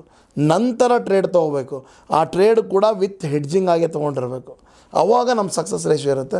ಬರೀ ಪ್ರೀಮಿಯಮ್ ನೋಡಿ ನಾನು ವೀಡಿಯೋ ನೋಡಿಬಿಟ್ಟೆ ತೊಗೊಂಡ್ಬಿಟ್ಟೆ ಅಂತ ದಯವಿಟ್ಟು ನನ್ನನ್ನು ಬ್ಲೇಮ್ ಮಾಡಬೇಡಿ. ತುಂಬ ಚೆನ್ನಾಗಿ ಹೇಳಿದ್ರಿ. ಯಾಕೆಂದರೆ ನನಗನ್ಸೋದು, ನೀವು ಹೇಳ್ತಿರ್ಬೇಕಾದ್ರೆ ಈಗ ಒಂದು ಹೇಳಿದ್ರಿ, ನೀವು ಇದು ಇದ್ದಾಗ ಮೇಲ್ ಹೋಗುತ್ತೆ ಅಂತ ಅರ್ಥ ಅಂತ ಹೇಳ್ತಾನೆ ನಿಮ್ಮ ತಲೆಯಲ್ಲಿ ಇದ್ರ ಜೊತೆಗೆ ಇನ್ನೂ ಒಂದಷ್ಟು ಇರುತ್ತೆ. ಇನ್ನೂ ಹೇಳ್ತೀನಿ ಸರ್, ಅದೇ ನನಗೆ ಅನಿಸ್ತು. S sir. ಸೊ ಅದಷ್ಟೇ ನೋಡಿ ನೀವೇನು ನಿರ್ಧಾರ ಕೈಗೊಳ್ಳಬೇಡಿ ಸರ್, ದಯವಿಟ್ಟು. Yes sir, please. ಯಾಕಂದ್ರೆ ನಾನು ಬಂದಿರೋದೇ ನನಗೆ ಏನಂದರೆ ಎಜುಕೇಷನ್ನ ಸ್ಪ್ರೆಡ್ ಮಾಡಬೇಕು, ಹೇಳ್ಕೊಡ್ಬೇಕು ಅನ್ನೋ ಆಸಕ್ತಿಯಿಂದ ಬಂದಿದ್ದೀನಿ, ಮತ್ತು ಜೆನ್ವಿನಾಗಿ ಹೇಳ್ಕೊಡ್ಬೇಕು ಅಂತ, ವರ್ಕ್ ಆಗೋವಂಥದ್ದು. ಸೊ ನಾವು ಮೊದಲನೇದು ನೋಡಿದ್ವಿ, ನಾವು ಸೇಮ್ ಸ್ಟ್ರೈಕ್ ಪ್ರೈಸನ್ನು ಎಲ್ಲಿ ಪ್ರೈಸ್ ನಡೀತಾ ಇದೆಯೋ, ಕಾಲಿನ ಬೆಲೆ ಜಾಸ್ತಿ ಇದೆಯೋ ಪುಟ್ಟಿನ ಬೆಲೆ ಜಾಸ್ತಿ ಇದೆಯೋ ನೋಡಬೇಕು. ಕಾಲಿನ ಬೆಲೆ ಜಾಸ್ತಿ ಇದೆ ಅಂದರೆ more people are willing to say that they are willing to buy it, ಮೇಲೆ ಹೋಗ್ಬೋದು ಅನ್ನೋ ಚಾನ್ಸಸ್ ಇದೆ. ನಮ್ಮ ಮೊದಲನೇ ಪ್ಯಾರಾಮೀಟರ್ ಇದು. ಎರಡನೇ ಪ್ಯಾರಾಮೀಟರ್ ಸರ್, ನಾವು ಆಪ್ಷನ್ ಚೈನ್ ಅಂತ ಬರುತ್ತೆ. ನಾವು NSEindia.com ಅಂತ ವೆಬ್ಸೈಟ್ ಹೊಡೆದ್ಮೇಲೆ, ಪ್ರೆಸ್ ಮಾಡಿದ್ಮೇಲೆ ಅಲ್ಲಿ ಮಾರ್ಕೆಟ್ ಡಾಟಾ ಅಂತ ಇದೆ, ಅದು ಕ್ಲಿಕ್ ಮಾಡೋದ್ರಲ್ಲಿ ಕೆಳಗಡೆಗೆ ಆಪ್ಷನ್ ಚೈನ್ ಅಂತ ಬರುತ್ತೆ. ಅದು ಕ್ಲಿಕ್ ಮಾಡಿದಾಗ ನಾವು ಯಾವ ಕಾಂಟ್ರಾಕ್ಟ್ ತೊಗೋಬೇಕು ಅಂತ ಮಾಡಿದ್ದೀವಿ, ವೀಕ್ಲಿ ತೊಗೋಬೇಕು ಅಂತ ಮಾಡಿದ್ದೇವೆ, ಮಂತ್ಲಿ ತೊಗೋಬೇಕು ಅಂತ ಮಾಡಿದ್ದೇವೆ ಅಂತ ಗೊತ್ತಾಗುತ್ತೆ. ಫಾರ್ ಎಕ್ಸಾಂಪಲ್ ನಾವು ವೀಕ್ಲಿ ಕಾಂಟ್ರಾಕ್ಟ್ ತೊಗೊತಾ ಇದ್ದೀವಿ, ಅಲ್ಲಿ ಏನು ನೋಡ್ಬೇಕು ಸರ್ ಅಂದರೆ, ಆಪ್ಷನ್ ಚೈನ್ನಲ್ಲಿ ಈ ಒಂದು ಪರ್ಟಿಕ್ಯುಲರ್ ಸ್ಟ್ರೈಕ್ ಪ್ರೈಸ್ 22,600ಕ್ಕೆ ಪುಟ್ ಸೈಡಿಗೆ ಚೇಂಜ್ ಇನ್ ಓಪನ್ ಇಂಟ್ರೆಸ್ಟ್ ನೋಡಬೇಕು, ಕಾಲ್ ಸೈಡಿಗೆ ಚೇಂಜ್ ಇನ್ ಓಪನ್ ಇಂಟ್ರೆಸ್ಟ್ ನೋಡಬೇಕು. Okay okay. So for example put ಸೈಡ್ನಲ್ಲಿ 100 ಜನ ಕೆಳಗೆ ಬೀಳಲ್ಲ ಅಂತ ಹೇಳ್ತಿದ್ದಾರೆ. ಸೇಮ್ ಸ್ಟ್ರೈಕ್ ಪ್ರೈಸ್ನಲ್ಲಿ ಕಾಲ್ನಲ್ಲಿ 50 ಜನ ಇದ್ದಾರೆ ಅಂತ ಇಟ್ಕೊಳ್ಳಿ. ಸೊ ಯಾವ ಕಡೆ ಜಾಸ್ತಿ ಜನ ಇದ್ದಾರೆ ಸರ್? ಪುಟ್ ಸೈಡಲ್ಲಿ ಇದ್ದಾರೆ. ಅಂದರೆ ಪುಟ್ ಸೈಡ್ನಲ್ಲಿ ಚೇಂಜ್ ಇನ್ ಓಪನ್ ಇಂಟ್ರೆಸ್ಟ್ ಜಾಸ್ತಿ ಇತ್ತು ಅಂದರೆ ಕೆಳಗೆ ಬೀಳಲ್ಲ ಅಂತ ಅರ್ಥ. ಓಕೆ, ಇದು ನಮ್ಮ ಎರಡನೇ parameter. Okay okay. So once again I repeat sir, ಯಾರಾದರೂ ನೋಡೋರಿಗೆ ಇನ್ನೊಂದ್ಸರಿ ಅರ್ಥ ಆಗಲಿ ಅಂತ. ಆಪ್ಷನ್ ಚೈನ್ನಲ್ಲಿ ಪುಟ್ ಸೈಡ್ನಲ್ಲಿ ನಾವು ಸ್ಕ್ರೀನ್ ತೋರಿಸೋಣ ಸರ್. ಸ್ಕ್ರೀನ್ ತೋರಿಸ್ಬಿಡೋಣ ಡೆಫಿನೆಟ್ಲಿ. ಸ್ಕ್ರೀನ್ ನೋಡುವಾಗ change in open interest for this particular strike price ಇಲ್ಲಿ ಜಾಸ್ತಿ ಇದ್ದಾರೆ, ಇಲ್ಲಿ ಕಡಿಮೆ ಇದ್ದಾರೆ ಅಂದರೆ ಇಲ್ಲಿಗೆ ಬೀಳಲ್ಲ ಅಂತ ಹೇಳೋರು ಜಾಸ್ತಿ ಜನ ಇದ್ದಾರೆ ಅಂತ ಆಯಿತು. ಸೊ ನಮ್ಮ ಇದು ಎರಡನೇ ಪ್ಯಾರಾಮೀಟರ್. ಸೊ ಮಾರ್ಕೆಟ್ ಮೇಲೆ ಹೋಗುತ್ತೋ ಇಲ್ಲೋ ಗೊತ್ತಿಲ್ಲ, ಕೆಳಗಂತೂ ಬೀಳಲ್ಲ, ಇದು ಕ್ಲಿಯರ್ ಆಯ್ತು ಸರ್. ಇದು ಎರಡನೇ ಪ್ಯಾರಾಮೀಟರ್. ಇನ್ನು ಮೂರನೇ ಪ್ಯಾರಾಮೀಟರ್ ಅಡ್ವಾನ್ಸ್ ಡಿಕ್ಲೈನ್ ರೇಷಿಯೋ ಅಂತ ನೋಡ್ತಕ್ಕಂಥದ್ದು. ಫಾರ್ ಎಕ್ಸಾಂಪಲ್ ಒಂದು ಸಿಂಪಲಾಗಿ ಲಾಸ್ಟ್ ಟೈಮ್ ನಾನು ಹೇಳಿದ್ದೆ ಮನಿ ಕಂಟ್ರೋಲ್ ಅನ್ನೋ ಒಂದು ಅಪ್ಲಿಕೇಶನ್ ಡೌನ್ಲೋಡ್ ಮಾಡ್ಕೋಬೋದು ಅಂತ. ಅಲ್ಲಿ ಕೂಡ ನಾವು ನೋಡಿದಾಗ ಅಡ್ವಾನ್ಸ್ ಡಿಕ್ಲೈನ್ ರೇಷಿಯೋ ಅಂದರೆ ಇಡೀ ಸ್ಟಾಕ್ ಮಾರ್ಕೆಟ್ನಲ್ಲಿ ಸುಮಾರು ಫಾರ್ ಎಕ್ಸಾಂಪಲ್ 2500 ಕಂಪ್ನಿಗಳಿದ್ದಾವೆ ಅಂದರೆ ಅಂದ್ಕೊಳ್ಳಿ, 1800 ಕಂಪ್ನಿಗಳು ಇವತ್ತಿನ ದಿನ ಪಾಸಿಟಿವ್ ಸೈಡ್ನಲ್ಲಿದ್ದಾವೆ, ಗ್ರೀನ್ನಲ್ಲಿದ್ದಾವೆ. ಇನ್ನು ಮಿಕ್ಕಿದ ಒಂದು 700 ಕಂಪ್ನಿಗಳು ಡೌನ್ ಸೈಡಲ್ಲಿ ಡಿಕ್ಲೈನಲ್ಲಿದ್ದಾವೆ. ಅಂದರೆ ಯಾವ ಡೈರೆಕ್ಷನಲ್ಲಿದೆ ಸರ್ ಮಾರ್ಕೆಟು? ಅಪ್. ಯಾಕಂದರೆ 1800 ಕಂಪ್ನಿಗಳು ಪಾಸಿಟಿವ್ನಲ್ಲಿದ್ದಾವೆ. So this is called as advance decline ratio. ಎಷ್ಟು ಕಂಪ್ನಿಗಳು ಅಡ್ವಾನ್ಸ್ನಲ್ಲಿದ್ದಾವೆ, ಎಷ್ಟು ಕಂಪ್ನಿಗಳು ಡಿಕ್ಲೈನಲ್ಲಿದ್ದಾವೆ, ವಾಟ್ ಈಸ್ ದ ರೇಷಿಯೋ?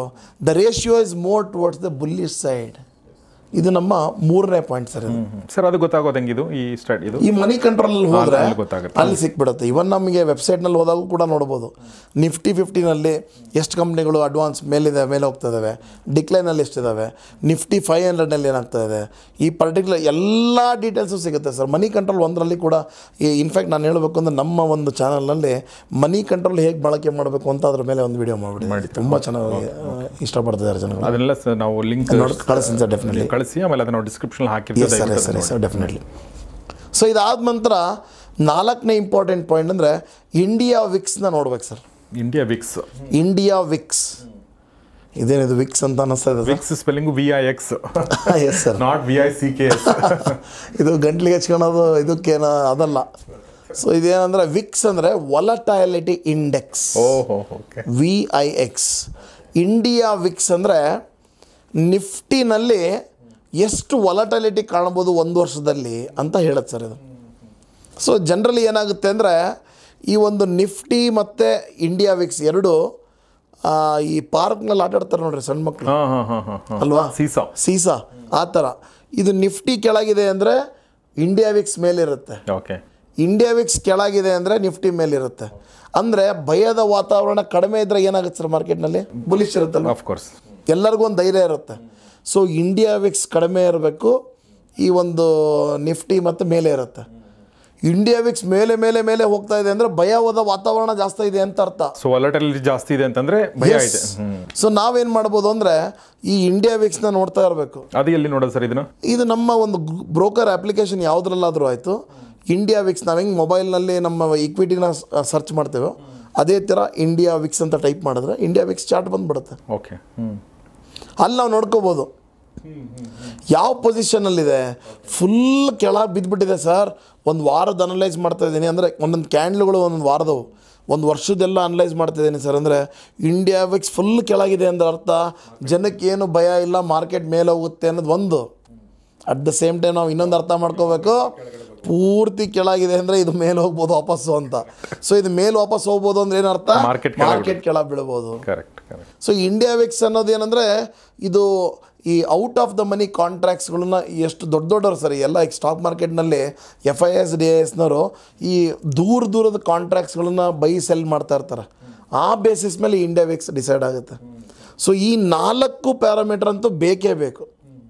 ಇದಲ್ಲದೆ 5ನೇದಾಗಿ ಗ್ಲೋಬಲ್ ಇಶ್ಯೂಸ್ ಏನಾರ ಇದ್ದಾವ, ಯುದ್ಧಗಳು ಏನಾರ ಇದ್ದಾವ, ಅಥವಾ ಈ ಎಲೆಕ್ಷನ್ಗಳು ಯಾವುದಾದ್ರು ಇದ್ದಾವ, ಅಥವಾ ಓವರ್ ಆಲ್ ಏಷ್ಯನ್ ಮಾರ್ಕೆಟ್ ಏನಿದೆ, ಕೊರಿಯನ್ ಮಾರ್ಕೆಟ್ ಏನಿದೆ, ಚೈನಾ ಮಾರ್ಕೆಟ್ ಏನಿದೆ, ಇದೆಲ್ಲ ನಾವು ಮನಿ ಕಂಟ್ರೋಲ್ ಒಂದರಲ್ಲೇ ನೋಡ್ಕೊಂಡ್ಬಿಡ್ಬೋದು.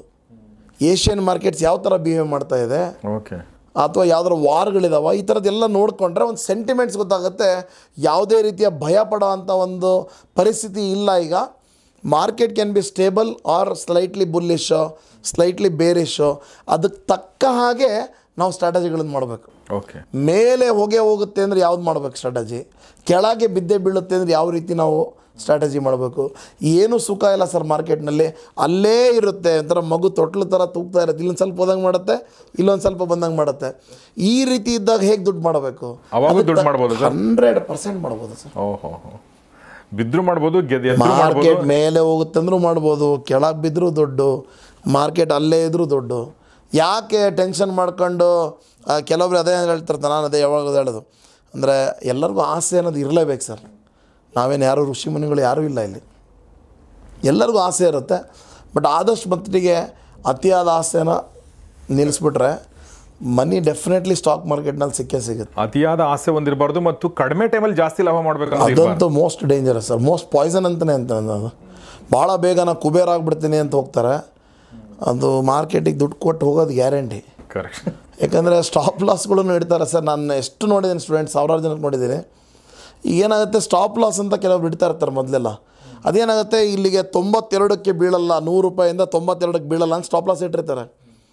ಸ್ಟಾಕ್ ಮಾರ್ಕೆಟ್ನಲ್ಲಿ ಜಸ್ಟ್ ಫಾರ್ 1 ಸೆಕೆಂಡ್ 92ಗೆ ಬಂದು ಟಕ್ ಅಂತ ಹೊಡೆದು ಮತ್ತೆ ವಾಪಸ್ ಹೋಗ್ಬಿಡುತ್ತೆ.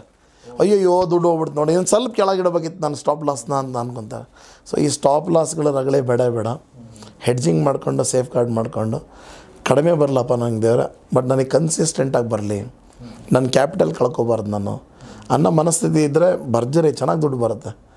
ಇಲ್ಲ ನಾನು ಎಲ್ಲ ಗೆದ್ದುಬಿಡ್ತೀನಿ, ನಾನೇ ಆಪ್ಷನ್ ಬೈಯರ್, ನಾನು ಬೈ ಮಾಡಿದ ತಕ್ಷಣ ಮಾರ್ಕೆಟ್ ಮೇಲೆ ಹೋಗುತ್ತೆ ಅಂತ ಅಂದ್ಕೊತೀವಿ. 2 ದಿನ ಆದಮೇಲೆ ಮಾರ್ಕೆಟ್ ತೋರಿಸುತ್ತೆ ಅದು ಏನು ಅಂತೇಳಿ, ಅದರೊಂದು ಕರಾಳ ಮುಖ ತೋರಿಸುತ್ತೆ. ಸೊ ಅದಕ್ಕೆ ವಿ ಶುಡ್ ಬಿ ರೆಡಿ. ಯಾಕಂದರೆ ಅಣ್ಣವ್ರು ಯಾವಾಗಲೂ ಹೇಳ್ತಾರಲ್ರಿ, ನಾವು ಬಯಸಿದಂತೆ ಭಾಳಲ್ಲಿ ಏನು ನಡೆಯೋದು. ಸೊ ನಾವು ಅದಕ್ಕೆ ರೆಡಿಯಾಗಿರಬೇಕು. ಸೊ ನಾವು ಹಿಂಗೆ ಅಂದ್ಕೊಂಡಿದ್ದೀವಿ, ಹಿಂಗೆ ಹೋಗಲಿಲ್ಲ ಅಂದರೆ ಏನು ಮಾಡ್ಬೋದು, ಓಕೆ ಇದು ರೆಡಿ ಇದೆ, ಹಿಂಗೆ ಹೋಗಿಲ್ಲ ಅಂದರೆ ಇಲ್ಲಿಂದ ದುಡ್ಡು ಬರುತ್ತೆ, ಈ ಕಡೆಯಿಂದ ಬರುತ್ತೆ. ಸೊ ಈ ಥರ ಹೆಡ್ಜಿಂಗ್ ಮಾಡ್ಕೊಂಡು ಮಾಡ್ಬೋದು ಅಂತ ಹೇಳಕ್ಕೆ ಇಷ್ಟಪಡ್ತೀನಿ. ತುಂಬ ಚೆನ್ನಾಗಿ ಹೇಳಿದ್ರಿ ಸರ್ ದಯಾನಂದ್ ಸರ್. ಸೊ ಈ 5 ಪಾಯಿಂಟ್ ಭಾಳ ಇಂಪಾರ್ಟೆಂಟ್ ಸರ್. ಈ 5 ಪಾಯಿಂಟ್ ನೋಡ್ಕೊಳ್ಳಿ. ಒನ್ಸ್ ಅಗೇನ್ ಈ 5 ಪಾಯಿಂಟ್ ಯಾವುದು ಅಂದರೆ, ಫಸ್ಟು ಪ್ರೀಮಿಯಮ್ ಬೇಸ್ ಸ್ಟಡಿ ಮಾಡ್ತಕ್ಕಂಥದ್ದು, 2ನೇದು ಚೇಂಜ್ ಇನ್ ಓಪನ್ ಇಂಟ್ರೆಸ್ಟ್ ನೋಡ್ತಕ್ಕಂಥದ್ದು, 3ನೇದು ಅಡ್ವಾನ್ಸ್ ಡಿಕ್ಲೈನ್ ರೇಷಿಯೋ ನೋಡ್ತಕ್ಕಂಥದ್ದು, 4ನೇದು ಇಂಡಿಯಾ ವಿಕ್ಸ್ನ ನೋಡ್ತಕ್ಕಂಥದ್ದು, 5ನೇದು ಗ್ಲೋಬಲ್ ಸೆಂಟಿಮೆಂಟ್ಸ್, ಮತ್ತು ಯಾವ್ದಾದ್ರು ಇವೆಂಟ್ಸ್ಗಳು, ಎಲೆಕ್ಷನ್ನು, ಈ ಥರದ್ದು ಏನಾದರೂ ಬಜೆಟ್ಟು, ಈ ಥರದ್ದು ಏನಾದರೂ ಒಂದು ಇವೆಂಟ್ಸ್ಗಳಿದಾವೆ, ಇವೆಲ್ಲವೂ ಇಟ್ಕೋಬೇಕು ಸರ್. ಇದೆಲ್ಲ ಇಟ್ಕೊಂಡು ಮತ್ತೆ ನೇಕೆಡ್ ಟ್ರೇಡ್ ಮಾಡೋದಲ್ಲ, ಸುಮ್ಮನೆ ಕಾಲ್ ಬೈ ಸುಮ್ಮನೆ ಪುಟ್ ಬೈ ಅಲ್ಲ, ಇದಕ್ಕೆ ಜೊತೆಗೆ ಮತ್ತೆ ಹೆಡ್ಜಿಂಗ್ ಮಾಡೋ ಅಂಥದ್ದು ಮಾಡ್ಕೊಂಡು ಮಾಡಿದ್ರೆ ಉಳಿತೀವಿ ಅಂತ ನನಗೆ ಅನ್ಸುತ್ತೆ ಸರ್. ಅಷ್ಟು ಮಟ್ಟಿಗೆ ಸ್ವಲ್ಪ ಉಳಿಬೋದೇನೋ, ಇಲ್ಲ ಅಂದರೆ ಚಾನ್ಸೇ ಇಲ್ಲ ಸರ್, ಇಲ್ಲಿ ಉಳಿಯೋಕ್ಕೆ ಚಾನ್ಸೇ ಇಲ್ಲ ಇಲ್ಲಿ. ಸೊ ಅದ್ರ ಸಲುವಾಗಿ 97% ಜನ ಲಾಸ್ ಮಾಡ್ಕೋತಾರಲ್ಲ ಸರ್, ಕಳ್ಕೊತಾರೆ ಸರ್. ಹೌದು ಸರ್. ಬಟ್ ನಾವು ಇನ್ನೊಂದು ಅರ್ಥ ಮಾಡ್ಕೋಬೇಕು ಸರ್, 97% ಜನ ಕಳ್ಕೊಂಡ್ರೆ ದುಡ್ಡು ಮಾಡೋದು 3% ಜನ. ಆ ದುಡ್ಡು 3% ಜನ ಎಷ್ಟು ಮಾಡ್ತಾರೆ ಅಂದರೆ 97% ಜನ ಬಂದು ಇವ್ರು 3% ಕೊಟ್ಟು ಹೋಗ್ತಾರೆ. ಇವ್ರು ಅಷ್ಟು ರಿಚ್ ಆಗ್ತಾ ಹೋಗ್ತಾರೆ ಇಲ್ಲಿ.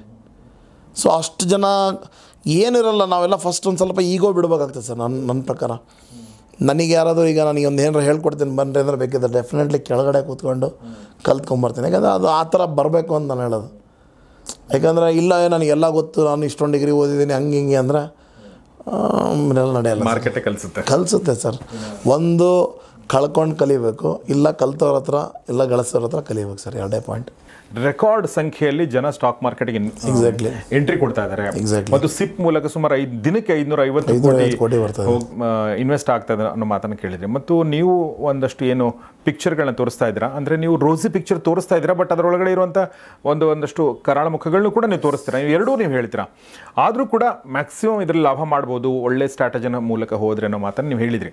ಸೊ ಹೀಗಿರಬೇಕಾದ್ರೆ ಒಂದು ಪ್ರಶ್ನೆ ಉದ್ಭವಗೊಳ್ಳೋದು, BCom ಬ್ಯಾಕ್ಗ್ರೌಂಡ್ ಇರುವಂಥವ್ರು, CA ಬ್ಯಾಕ್ಗ್ರೌಂಡ್ ಇರುವಂಥವ್ರು, MBA ಮಾಡಿದವರು, ಫಿನಾನ್ಸ್ ಬಗ್ಗೆ ಅಕೌಂಟ್ಸ್ ಬಗ್ಗೆ ಸ್ವಲ್ಪ ಗೊತ್ತಿರೋವಂಥವ್ರು, ದುಡ್ಡಿರೋರು ಫುಲ್ ಟೈಮ್ ಆಗಿ ನಾನು ಟ್ರೇಡರ್ ಆಗ್ಬೋದಾ, ಕೆಲಸ ಬಿಟ್ಟು ನಾನು ಇದನ್ನೇ ಮಾಡ್ಬೋದಾ ಅನ್ನೋ ಪ್ರಶ್ನೆ ಬರುತ್ತೆ. ಅಂಥವ್ರಿಗೆ ಏನು ಹೇಳಕ್ಕೆ ಇಷ್ಟಪಡ್ತೀರಿ ಸರ್?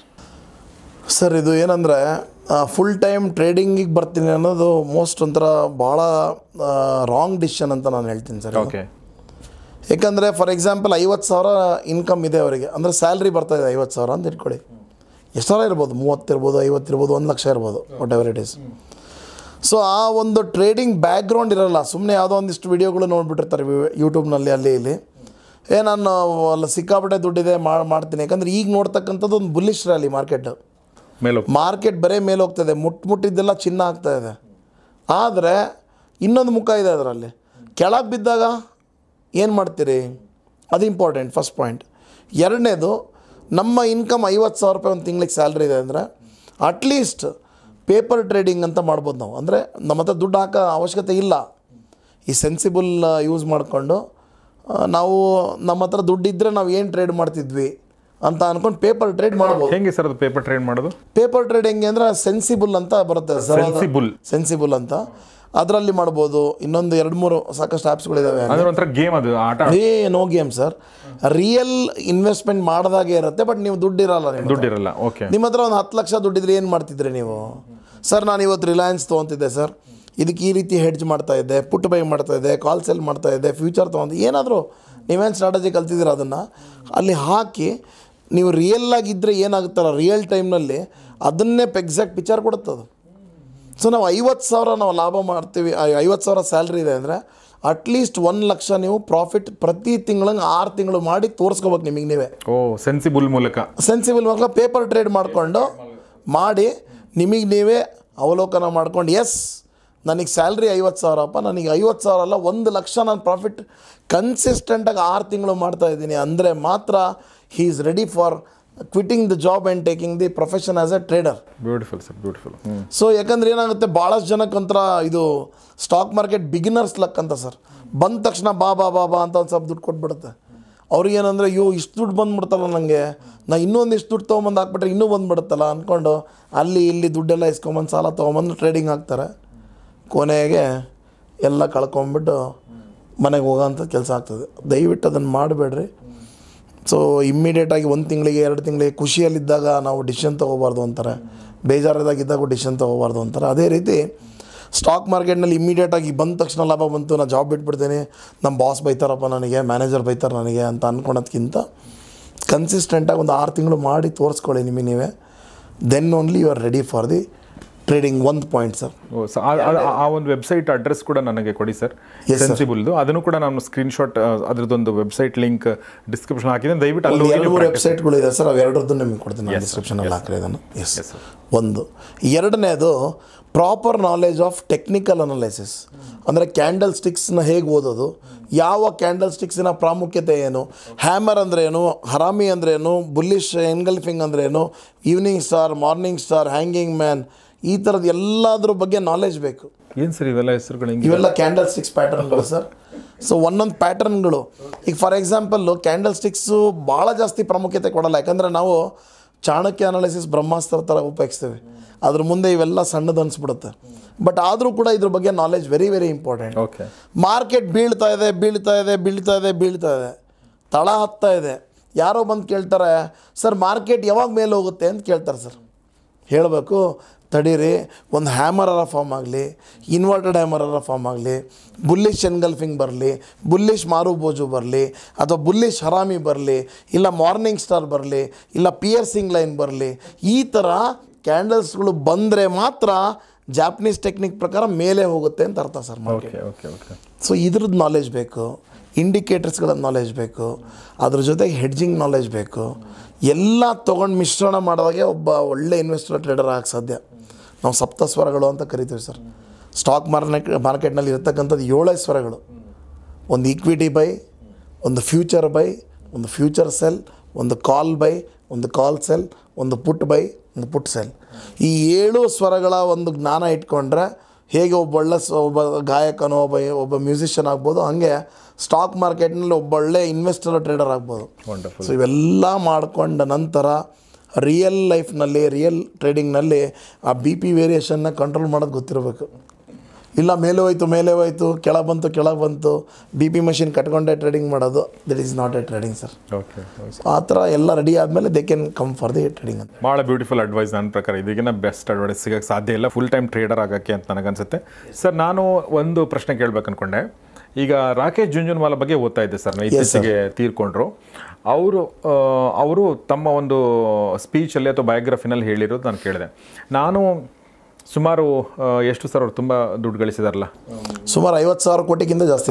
ಆ ಒಂದು ದುಡ್ಡು ಗಳಿಸ್ಬೇಕಾದ್ರೆ ನಾನು ಪ್ರತಿದಿನ ಸ್ಟಾಕ್ ಮಾರ್ಕೆಟು ಸ್ಕ್ರೀನ್ ಎದುರುಗಡೆ ಕೂತ್ಕೋತಿದ್ದೆ ಮತ್ತು ನಾನು ಇದೆಲ್ಲ ಸ್ಟ್ರಾಟಜಿಗಳನ್ನ ಮಾಡ್ತಿದ್ದೆ, ನಾನು ದುಡ್ಡುಗಳನ್ನ ಗಳಿಸ್ತಾ ಹೋದರೆ. ಆದರೆ ನಾನು ಒಂದು ಮರ್ತೆ, ಅದೇನಂದರೆ ನನ್ನ ಆರೋಗ್ಯ ಕೂಡ ತುಂಬ ಇಂಪಾರ್ಟೆಂಟ್ ಅನ್ನೋದನ್ನ ಮರ್ತೆ.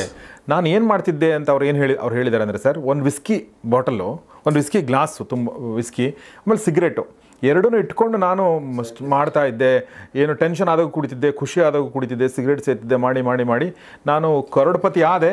ಬಟ್ ನಾನು at the same time I lost my health. ಆರೋಗ್ಯ ಮತ್ತು ಸಂಪತ್ತು, ಆರೋಗ್ಯವೇ ಸಂಪತ್ತು. ಆರೋಗ್ಯವೇ ಸಂಪತ್ತು ಅನ್ನೋದು ಮರ್ತೆ. ಯಾಕಂದರೆ ಫಸ್ಟ್ ಎಲ್ಲರೂ ಹೇಳ್ದಂಗೆ ನೀವು ಭಾಳ ಒಳ್ಳೆ ಪಾಯಿಂಟ್ ಸರ್. ಯಾಕಂದರೆ ಹೆಲ್ತ್ ಈಸ್ ವೆಲ್ತ್ ಅಂತಾರೆ. ಆ ಹೆಲ್ತೇ ಇಲ್ಲ ಅಂದರೆ ವೆಲ್ತ್ ತಗೊಂಡು ಏನು ಮಾಡೋಕ್ಕೆ ಸಾಧ್ಯ? ಆದರೂ ವೆಲ್ತು ಬೇಕು. ಬರೀ ಹೆಲ್ತ್ ಇದೆ, ವೆಲ್ತ್ ಇಲ್ಲ ಅಂದರೂ ಆಗಲ್ಲ. ಎರಡನ್ನೂ ಬ್ಯಾಲೆನ್ಸ್ ಮಾಡ್ಕೊಂಡು ಹೋಗಿ. S sir. ಸೊ ನನ್ನ ಒಂದು ಪ್ರಶ್ನೆ ಏನಂದರೆ ಸರ್, ಈ ಥರ ನೀವು ಹೇಳ್ದಂಗೆ ಬಿ ಪಿ ಮಷಿನ್ ಇಟ್ಕೊಂಡು ಕೂತ್ಕೊಳ್ಳೋದಾಗಲಿ ಅಥವಾ ಹೆಲ್ತನ್ನು ಹಾಳು ಮಾಡಿಕೊಂಡು ನೀವು ಸ್ಟ್ರೆಸ್ ಮಾಡಿಕೊಂಡು ನೀವು ಸ್ಟಾಕ್ ಮಾರ್ಕೆಟಲ್ಲಿ ನೀವು ಇನ್ವೆಸ್ಟ್ ಮಾಡೋದಾಗಲಿ ಮಾಡೋದು ಬೇಡ ಅಂತ ನನಗೆ ಅನ್ಸುತ್ತೆ. ತಾವೇನು ಹೇಳ್ತೀರಿ ಸರ್ ಈ ಬಗ್ಗೆ? Sir 100% sir. ಯಾಕಂದರೆ ನಾನು ನೋಡಿರೋಂಗೆ ಭಾಳಷ್ಟು ಜನ ಪಾಪ ಮೀಟಾಗಿ ಬಂದಿರ್ತಾರೆ ಫಸ್ಟ್ ಟೈಮು. ಅವ್ರು ಏನಂದರೆ ಏನು ಮಾಡ್ತಿರ್ತೀರಿ ಅಂತ ಕೇಳಿದ್ರೆ ಸುಮ್ಮನೆ ಇಲ್ಲ ಸರ್ ನಮಗೆ ಯಾರೋ ಟಿಪ್ಸ್ ಕೊಟ್ಟರು, ಯಾರೋ ಮೇ ಆಪ್ಕೋ ಓ ದೇತಾವು ಅಂತೇಳಿ ಅವೆಲ್ಲ ಫೋನ್ ಕಾಲ್ಸ್ ಬರುತ್ತೆ. ನಮಗೆ 40% ಕೊಡಿ, ನಾವು ನಿಮಗೆ ಇದು ಕೊಡ್ತೀವಿ, ಒಳ್ಳೆ ಕಾಲ್ಸ್ ಕೊಡ್ತೀವಿ, ಫಸ್ಟ್ ಟ್ರಯಲ್ ನೋಡಿರಿ, ಹಾಗೆ ಹೀಗೆ ಎಲ್ಲ ಹೇಳ್ತಾರೆ. ಸೊ ಅವ್ರು ಯಾರು ಅವ್ರು ಕೊಡೋರು? ಮತ್ತು ಅವರೇ ದುಡ್ಡು ಮಾಡ್ಬೋದಿತ್ತಲ್ಲ. ಕರೆಕ್ಟ್. ಅವ್ರು ಪ್ರಾಫಿಟ್ ಮಾಡಿದ್ದಾರೆ. ಅವ್ರ ಎಜುಕೇಷನ್ ಏನು, ಅವ್ರು ಎಷ್ಟು ವರ್ಷದಿಂದ ಇದ್ದಾರೆ? ಒಂದು ಫೇಸ್ ಸುದ್ದಿಗೂ ಕೊಡಲ್ಲ. ಆಫೀಸಲ್ಲಿ ಅಂದರೆ ಆಫೀಸ್ ಇಲ್ಲ, ಎಲ್ಲೋ ಇಂದೋರ್ನಲ್ಲಿದ್ದೇವೆ ನಾವು, ಅಹಮದಾಬಾದಲ್ಲಿದ್ದೇವೆ, ಮುಂಬೈನಲ್ಲಿದ್ದೇವೆ ಅಂತಾರೆ. ಇತ್ತೀಚೆಗೆ ಈ ಟೀಮ್ಗಳು ಕೂಡ ಈ ಬೆಂಗಳೂರಿನಲ್ಲಿ ಕೂಡ ಬಂದಿದ್ದಾವೆ. ಓಕೆ. ಸೊ ನಾನೇನು ಹೇಳ್ತೀನಿ ಅಂದರೆ ನಾವು ನಮ್ಮ ಕೈಯಿಂದನೇ ಬೇಕಾದರೆ ಕಳ್ಕೊಂಬಿಡೋಣ, ತಿಳ್ಕೊಂಡು ಕಳ್ಕೊಳ ಬೇಕಿದ್ರೆ. ಇಷ್ಟು ಹೋಗುತ್ತೆ ಸರ್ ದುಡ್ಡು, 10,000 ಹೋಯ್ತು, ಓಕೆ ಫೈನ್. ಆದರೆ ಈ ಥರ ಟ್ರೇಡಿಂಗ್ಗಳು ಮಾಡೋದು ಅಥವಾ ಟೆನ್ಷನ್ ಮಾಡ್ಕೊಂಡು ಮಾಡೋ ಅಂಥದ್ದು ಅವಶ್ಯಕತೆ ಇಲ್ಲ ಸರ್. ಏನು ಕೊನೆಗೆ ಅಲ್ಟಿಮೇಟ್ಲಿ ಎಷ್ಟೇ ದುಡ್ಡು ಮಾಡಿದ್ರು ಊಟ ಅಷ್ಟೇ ಮಾಡೋದು, 2 ಚಪಾತಿನೇ ತಿನ್ನೋದು, 3 ತಿನ್ಬೋದು ಅಷ್ಟೇ. ಕರೆಕ್ಟ್. ದುಡ್ಡನ್ನೇನಾರ ತಿನ್ನಕ್ಕೆ ಬರಲ್ಲ. ಟೆನ್ಷನ್ ಮಾಡ್ಕೊಂಡು ಮಾಡೋ ಅಂಥ ಟ್ರೇಡಿಂಗ್ಗಳು ಯಾಕೆ ಬೇಕು? ಲಾಂಗ್ ಟರ್ಮ್ನಲ್ಲಿ ಮಾಡೋಕ್ಕೆ ಸಫಿಷಿಯೆಂಟಾಗಿ ಸ್ಟ್ರಾಟಜಿಗಳಿದ್ದಾವೆ. ಇನ್ವೆಸ್ಟ್ಮೆಂಟ್ ಸ್ಟ್ರಾಟಜಿಗಳನ್ನು ಮಾಡ್ಬೋದು ಅಥವಾ ಹೆಡ್ಜಿಂಗ್ ಮಾಡ್ಕೊಂಡು ಮಾಡ್ಬೋದು ಅಂತ ನಾನೊಂದು ಅರ್ಥ ಮಾಡ್ಕೊಂಡಿರೋದು. ಯಾಕಂದರೆ ಹೆಲ್ತ್ ಈಸ್ ವೆರಿ ಇಂಪಾರ್ಟೆಂಟ್. ಈ ಟೆನ್ಷನ್ ಮಾಡಿಕೊಂಡು ರಾತ್ರಿ ಮಲಗಲ್ಲ, 2:30ಗೆ ಗಿಫ್ಟ್ ನಿಫ್ಟಿ ಕ್ಲೋಸ್ ಆಗುತ್ತಾ, ಅವಾಗ ಏನಾಯಿತು, ಅಮೇರಿಕನ್ ನ್ಯಾಸ್ಡಾಕ್ ಏನಾಯಿತು, ಎಚ್ಚರ ಆದ ತಕ್ಷಣ ಹಂಗೆ ಫಸ್ಟ್ ನೋಡ್ತಾರೆ, ಅಯ್ಯೋ ಅಮೇರಿಕನ್ ಮಾರ್ಕೆಟ್ ಏನಾಯಿತು, ಡೌ ಜೋನ್ಸ್ ಎಲ್ಲಿ ಬಿತ್ತು, ನ್ಯಾಸ್ಡಾಕ್ ಏನಾಯಿತು, ಬೆಳಗ್ಗೆ 6:30 ಎದ್ದೇಳ್ತಿದ್ದಂಗೆ ಗಿಫ್ಟ್ ನಿಫ್ಟಿ ಓಪನ್ ಆಗುತ್ತೆ, ಚೈನಾ ಮಾರ್ಕೆಟ್ ಏನಾಯಿತು. ಇವೆಲ್ಲ ಬೇಡ, ಎಲ್ಲರೂ ಹೋಗಲಿ, ಶಾಂತಿಯಿಂದ ಇರೋಣ ಅನ್ನೋದು ನಾನು ಅನ್ಕೊಂಡೇನೆ ಸರ್. ಸರ್ ನೀವು ಹೆಂಗೆ ನಿಮ್ಮ ಹೆಲ್ತನ್ನು ಕಾಪಾಡ್ಕೊಂಡಿದ್ದೀರಿ? ದೇವ್ರ ದಯದಿಂದ ಐ ಆಮ್ ಪ್ಯೂರ್ಲಿ ಹೆಡ್ಜರ್ ಸರ್. ತುಂಬ ಅತಿಯಾದ ಆಸೆಗೆ ಹೋಗಲ್ಲ, ಇಷ್ಟು ಹಿಂಗೆ ಬೇಕು ಅಷ್ಟೇ ಬೇಕು ಅಂತ. ಸೊ ಆ ಒಂದು ಬಂದ್ಬಿಡ್ತು ಅಂದರೆ ನಿಮಗೆ ಆಟೋಮೆಟಿಕ್ಲಿ ಯಾವ ಟೆನ್ಷನ್ ಇರುತ್ತೆ ನಿಮಗೆ? ಕರೆಕ್ಟ್. ಇಷ್ಟು ಬರಲಿ ಸಾಕು ನಮಗೆ ಅನ್ನಂಗಿದ್ರೆ ಸಾಕು. ನಮಗೆ ತಿಂಗಳಿಗೆ 2.5% ಬರುತ್ತಾ, 3% ಬರುತ್ತಾ, ಒಂದು ವರ್ಷಕ್ಕೆ 36% ಆಗುತ್ತೆ. ಅದೇ ಸರ್, ಅದು ಸರ್ ಬ್ಯಾಂಕಿಗೆ ಹೋದ್ರೆ 6% ಕೊಡಲ್ಲ. ಮ್ಯಾನೇಜರಿಗೆ ಎಷ್ಟೇ ಕೇಳ್ಕೊಂಡ್ರು ಮನೆಯಲ್ಲೇ ಸೀನಿಯರ್ ಸಿಟಿಸನ್ ಪೇರೆಂಟ್ಸ್ ಇದ್ದಾರೆ ಅಂದರೆ ಒಂದು 0.5% ಎಕ್ಸ್ಟ್ರಾ ಕೊಡ್ಬೋದು ಸರ್. ಸ್ಟಾಕ್ ಮಾರ್ಕೆಟ್ನಲ್ಲಿ ಆರಾಮಾಗಿ ವರ್ಷಕ್ಕೆ 18% ಮಾಡೋಕ್ಕೆ ಟೆಕ್ನಿಕ್ಸ್ ಇದೆ. ಇನ್ವೆಸ್ಟ್ಮೆಂಟ್ ಮಾಡೋಣ, ರಿಚ್ ಬಾಯ್ ಕವರ್ಡ್ ಕಾಲ್ ಅಂತ ಒಂದು ಸ್ಟ್ರಾಟಜಿ ಮಾಡ್ತೀವಿ ನಾವು. ಆ 18% ಆರಾಮ್ ದುಡ್ಡು ಬರುತ್ತೆ. ಬಟ್ ಏನಾಗಿದೆ ಪ್ರಾಬ್ಲಮ್ ಅಂದರೆ ಅತಿಯಾದ ಇಲ್ಲ ಇವತ್ತು ಹಾಕ್ತೇನೆ ನಾಳೆಗೆ ನನಗೆ 10% ಬರಬೇಕು, ಅದಾಗಲ್ಲ ಸರ್. ಕರೆಕ್ಟ್. ಇದಕ್ಕೆ ಸಂಬಂಧಪಟ್ಟಂತೆ ಸರ್ ವಾರನ್ ಬಫೆಟ್ ಅವರೊಂದು ಮಾತು ಹೇಳಿದ್ದಾರೆ. ಅವರು ಈ ಥರ ಹೇಳಬೇಕಾದ್ರೆ ಒಬ್ರು ಕೇಳಿದ್ರಂತೆ, ಇಲ್ಲ ಇಷ್ಟೊಂದು ಸಿಂಪಲ್ ಆಗಿದೆ ಅಂದರೆ ಮತ್ತೆ ಎಲ್ಲರೂ ಯಾಕೆ ಶ್ರೀಮಂತರಾಗಿಲ್ಲ ಅಂತ ಕೇಳಿದಾಗ ಅವ್ರು ಹೇಳ್ತಾರೆ, nobody wants to become rich late ಅಂತ. ಎಲ್ರಿಗೂ ನಾಳೆನೇ ಶ್ರೀಮಂತ ಆಗ್ಬೇಕಂತ ಆಗುತ್ತೆ. ಸೊ ಈಗ 26 ವರ್ಷದವನಿಗೆ ಅನ್ಸುತ್ತೆ ನಾನು 28 ವರ್ಷದಲ್ಲೇ ಆಗಬೇಕು ಅಂತ ಅನ್ಸುತ್ತೆ, 28 ವರ್ಷದವನಿಗೆ ನಾನು 29, ಈಗ 35 ವರ್ಷದವ್ರಿಗೆ ಅನ್ಸಿರುತ್ತೆ ನಾನು 38 ವರ್ಷದಲ್ಲೇ ಆಗಬೇಕು ಅಂತ ಹೇಳಿ. ಬಟ್ ಅವ್ರು 26 ವರ್ಷದಲ್ಲೇ ಶುರು ಮಾಡ್ಬೋದಾಗಿತ್ತು ಅಲ್ವಾ? ನಿಧಾನವಾಗಿ ಶುರು ಮಾಡಿದ್ರು ಇವತ್ತಿಗೆ ಆಗಿರೋದು. So it's better late than never ಅನ್ನೋ ಥರ ನಿಧಾನವಾಗಾದರೂ ಆಗಲಿ, ಬಟ್ ಅದು ನಿಮಗೆ ಒಂದು ಅಪ್ರೋಚ್ ಇಟ್ಕೊಂಡು ಹೋಗ್ಬೇಕು ಸರ್. ಏನೇ ಮಾಡೋದು ಒಂದು ಅಪ್ರೋಚ್ ಇಟ್ಕೊಂಡು ಹೋಗ್ಬೇಕು ಅನ್ಸುತ್ತೆ. ಯಾರಿಗಾರು ಅಟ್ಲೀಸ್ಟ್ ಯಾರಿಂದ ಕಲಿಬೇಕು, ಅಟ್ಲೀಸ್ಟ್ ಕಲಿತೇ ಮಾಡ್ಬೇಕು. ನನ್ನ ಪ್ರಕಾರ stock market investment is not easy. ಹಂಗೆ ಸುಮ್ಮನೆ ಎಲ್ಲೋ ನೋಡ್ಬಿಟ್ಟೆ ಯೂಟ್ಯೂಬ್ ನೋಡಿದೆ ಇದು ನೋಡಿದೆ ಅಂತಲ್ಲ, ಅಲ್ಲಿ ಬಂದು ರಿಯಲ್ ಮಾರ್ಕೆಟ್ನಲ್ಲಿ ಕೂತ್ಕೊಂಡು ಏನೇನು ಪ್ರಾಬ್ಲಮ್ಸ್ ಬರ್ತವೆ ಏನು ಕಲಿತ್ರೆ ಮಾತ್ರ ಅದು ಮಾಡಬೇಕು. ಇಲ್ಲದ್ರೆ long term investment best. But ಟ್ರೇಡಿಂಗ್ನಲ್ಲಿ ಚೆನ್ನಾಗಿ ದುಡ್ಡಿದೆ, ಇಲ್ಲ ಅಂತ ಹೇಳಲ್ಲ, ಬಟ್ ಕಲಿತ್ರೆ ಮಾತ್ರ ಮಾಡಿರಿ. ಇಲ್ಲದ್ರೆ ಕೈ ಅದು ಹತ್ರನೂ ಬರಬೇಡಿ ಅದ್ರ ಹತ್ರ. ನಿಮ್ಗೆ ಅದು ಮಾಡೋಕ್ಕಾಗಲ್ಲ ಅಂದರೆ ಲಾಂಗ್ ಟರ್ಮ್ ಇನ್ವೆಸ್ಟ್ಮೆಂಟ್ ಮಾಡಿ ಬೆಸ್ಟ್. ಫಂಡಮೆಂಟಲಿ ಗುಡ್ ಸ್ಟಾಕ್ಸ್ ಬೇಕಾದ್ರೆ ನಮ್ಮ ಇನ್ಸ್ಟಿಟ್ಯೂಟಿಗೆ ಬಂದು ಬೇಕಾದ್ರೆ ಯಾರು ಕೇಳೋದಿದ್ರು ಬರಲಿ, ನಾನು ಹಂಗೆ ಹೇಳ್ಕೊಡ್ತೀನಿ. ನಾನು ಎಷ್ಟೊಂದು ಸರಿ ಫ್ರೀ ಸೆಮಿನಾರ್ಸ್ಗಳು ಮಾಡ್ತೀನಿ sir. The reason is simple, ಯಾರಿಗೋ ಒಬ್ರು ಯಾರೋ ಹೆಲ್ಪ್ ಆಗಲಿ, ಎಲ್ಲೋ ಒಬ್ರು ನೋಡಿ ಕೂತ್ಕೊಂಡಿರ್ತಾರೆ, ಹೆಲ್ಪ್ ಆಗಲಿ. ಅದು ಈ ಲೆವೆಲ್ಸಿಗೆ ಬಂದಾಗ ತೊಗೊಳ್ಳಿ. ಯಾವುದಾದ್ರು ಗೊತ್ತಿಲ್ಲದ ಕಂಪ್ನಿಗಳೆಲ್ಲ ಹಾಕ್ಬೇಡ್ರಿ. ಒಳ್ಳೊಳ್ಳೆ ಫಂಡಮೆಂಟಲಿ ಗುಡ್ ಕಂಪ್ನೀಸ್ ಎಷ್ಟೊಂದಿದ್ದಾವೆ, ಅವನ್ನ ಬಿದ್ದಾಗ ತೊಗೊಳ್ರಿ. ಬಿದ್ದಾಗ ಅಂತ ಹೆಂಗೆ ಗೊತ್ತಾಗುತ್ತೆ, ಅದಕ್ಕೊಂದು ಪ್ಯಾರಾಮೀಟರ್ಸ್ ಫಿಕ್ಸ್ ಮಾಡಿದ್ದೇವೆ. 1 2 3 4 ಇಷ್ಟು, ಎಸ್ ಇವೆಲ್ಲ ಕ್ಲಿಕ್ ಆಯಿತು ಎಸ್ ಅಂದರೆ you can go for buying. Yes sir. So ತುಂಬ ಥ್ಯಾಂಕ್ಸ್ ಸರ್, ದಯಾನಂದ್ ಸರ್ ನಮ್ಮ ಜೊತೆ ಮಾತಾಡಿ. Thank you so much sir. ಒಂದು ಟೈಮನ್ನು ನಮ್ಗೆ ಕೊಟ್ಟರೆ ಮತ್ತು ನಮ್ಮ ವೀಕ್ಷಕರಿಗೆ ಸಾಕಷ್ಟು ಲಾಭ ತರುವಂಥ ಮತ್ತು ಕನ್ಸ್ಟ್ರಕ್ಟಿವ್ ಆಗಿರುವಂಥ ಅಡ್ವೈಸ್ಗಳನ್ನ ಕೊಟ್ಟಿದ್ದೀರಿ. ತುಂಬ ತುಂಬ ಥ್ಯಾಂಕ್ಸ್ ಸರ್. ಧನ್ಯವಾದಗಳು sir. Thank you very much. Dayanand Bongale ಸರ್ಗೆ ಥ್ಯಾಂಕ್ಸ್ ಹೇಳ್ತಾ ನಾನು ಈ ಕಾರ್ಯಕ್ರಮ ಮುಗಿಸ್ತಾ ಇದ್ದೀನಿ. ಇದು 4 ಸರಣಿಗಳ ಕಾರ್ಯಕ್ರಮ ನಾವು ಮಾಡಿರುವಂಥದ್ದು. ಸೊ ದಯವಿಟ್ಟು 4 ಕಾರ್ಯಕ್ರಮಗಳನ್ನ ನೋಡಿ. ಇವತ್ತೇ ನೀವು ನೋಡ್ತಾ ಇದ್ದರೆ ಕಳೆದ 3 ಎಪಿಸೋಡ್ಗಳನ್ನ ಕೂಡ ನೋಡಿ ಆಮೇಲೆ ಒಂದು ನಿರ್ಧಾರಕ್ಕೆ ಬನ್ನಿ. ನೀವು ಅಂದರೆ ಸ್ಟಾಕ್ ಮಾರ್ಕೆಟ್ ಎಂಟ್ರಿ ಕೊಡುವಂಥ ನಿರ್ಧಾರ ಇರ್ಬೋದು, ಇನ್ವೆಸ್ಟ್ ಮಾಡುವಂಥ ನಿರ್ಧಾರ ಇರ್ಬೋದು. ಬಟ್ ಆ ನಿರ್ಧಾರ ಕೈಗೊಳ್ಳೋಕ್ಕೆ ಮುಂಚೆ ಒಬ್ಬ ಗುರು ಹತ್ರ ಹೋಗಿ ನೀವು ತಿಳ್ಕೊಳ್ಳಿ ಒಂದಷ್ಟು ವಿಚಾರಗಳನ್ನ ಅಂತ ಹೇಳ್ತೀನಿ. ಮತ್ತು ನಿಮಗೆ ಬೇಕು ಅಂತಂದರೆ ದಯವಿಟ್ಟು CA Dayanand Bongale stock market training institute Rajajinagar first ಬ್ಲಾಕಲ್ಲಿದೆ, ಅಲ್ಲೂ ಕೂಡ ನೀವು ಹೋಗ್ಬೋದು. ಅದರ ಫೋನ್ ನಂಬರ್, ಕಾಂಟ್ಯಾಕ್ಟ್ ಡೀಟೇಲ್ನ ನಾವು ನಮ್ಮ ಸ್ಕ್ರೀನ್ ಮೇಲೆ ಕೊಟ್ಟಿದ್ದೀವಿ. ಸೊ ಅಷ್ಟು ಹೇಳ್ತಾ ಇವತ್ತಿನ ಕಾರ್ಯಕ್ರಮ ಮುಗಿಸ್ತಾ ಇದ್ದೀನಿ. ನೋಡ್ತಾರೆ ಗೌರೀಶ್ ಅಕ್ಕಿ ಸ್ಟುಡಿಯೋ, ನೋಡ್ತಾರೆ ಮಹಾಮನಿ ಕಾರ್ಯಕ್ರಮ. ನಮಸ್ಕಾರ. ಸ್ಟಾಕ್ ಮಾರ್ಕೆಟ್ನಲ್ಲಿ ಸಕ್ಸಸ್ಫುಲ್ ಟ್ರೇಡರ್ ಹಾಗೂ ಇನ್ವೆಸ್ಟರ್ ಆಗಬೇಕು ಅಂತ ನಿಮಗೂ ಅನಿಸ್ತಾ ಇದೆನಾ? ಸ್ಟಾಕ್ ಮಾರ್ಕೆಟಿನ ಸಪ್ತಸ್ವರಗಳ ಬಗ್ಗೆ ತಿಳ್ಕೋಬೇಕೆ ಅಥವಾ ಹೆಡ್ಜಿಂಗ್ ಕಲಿಬೇಕು ಅಂತ ಇದೆ, ಈ ಕೆಳಕಂಡ ನಂಬರ್ಗೆ ಕಾಲ್ ಮಾಡಿ ಹಾಗೂ ರಿಸರ್ವ್ ಮಾಡ್ಕೊಳ್ಳಿ. Thank you.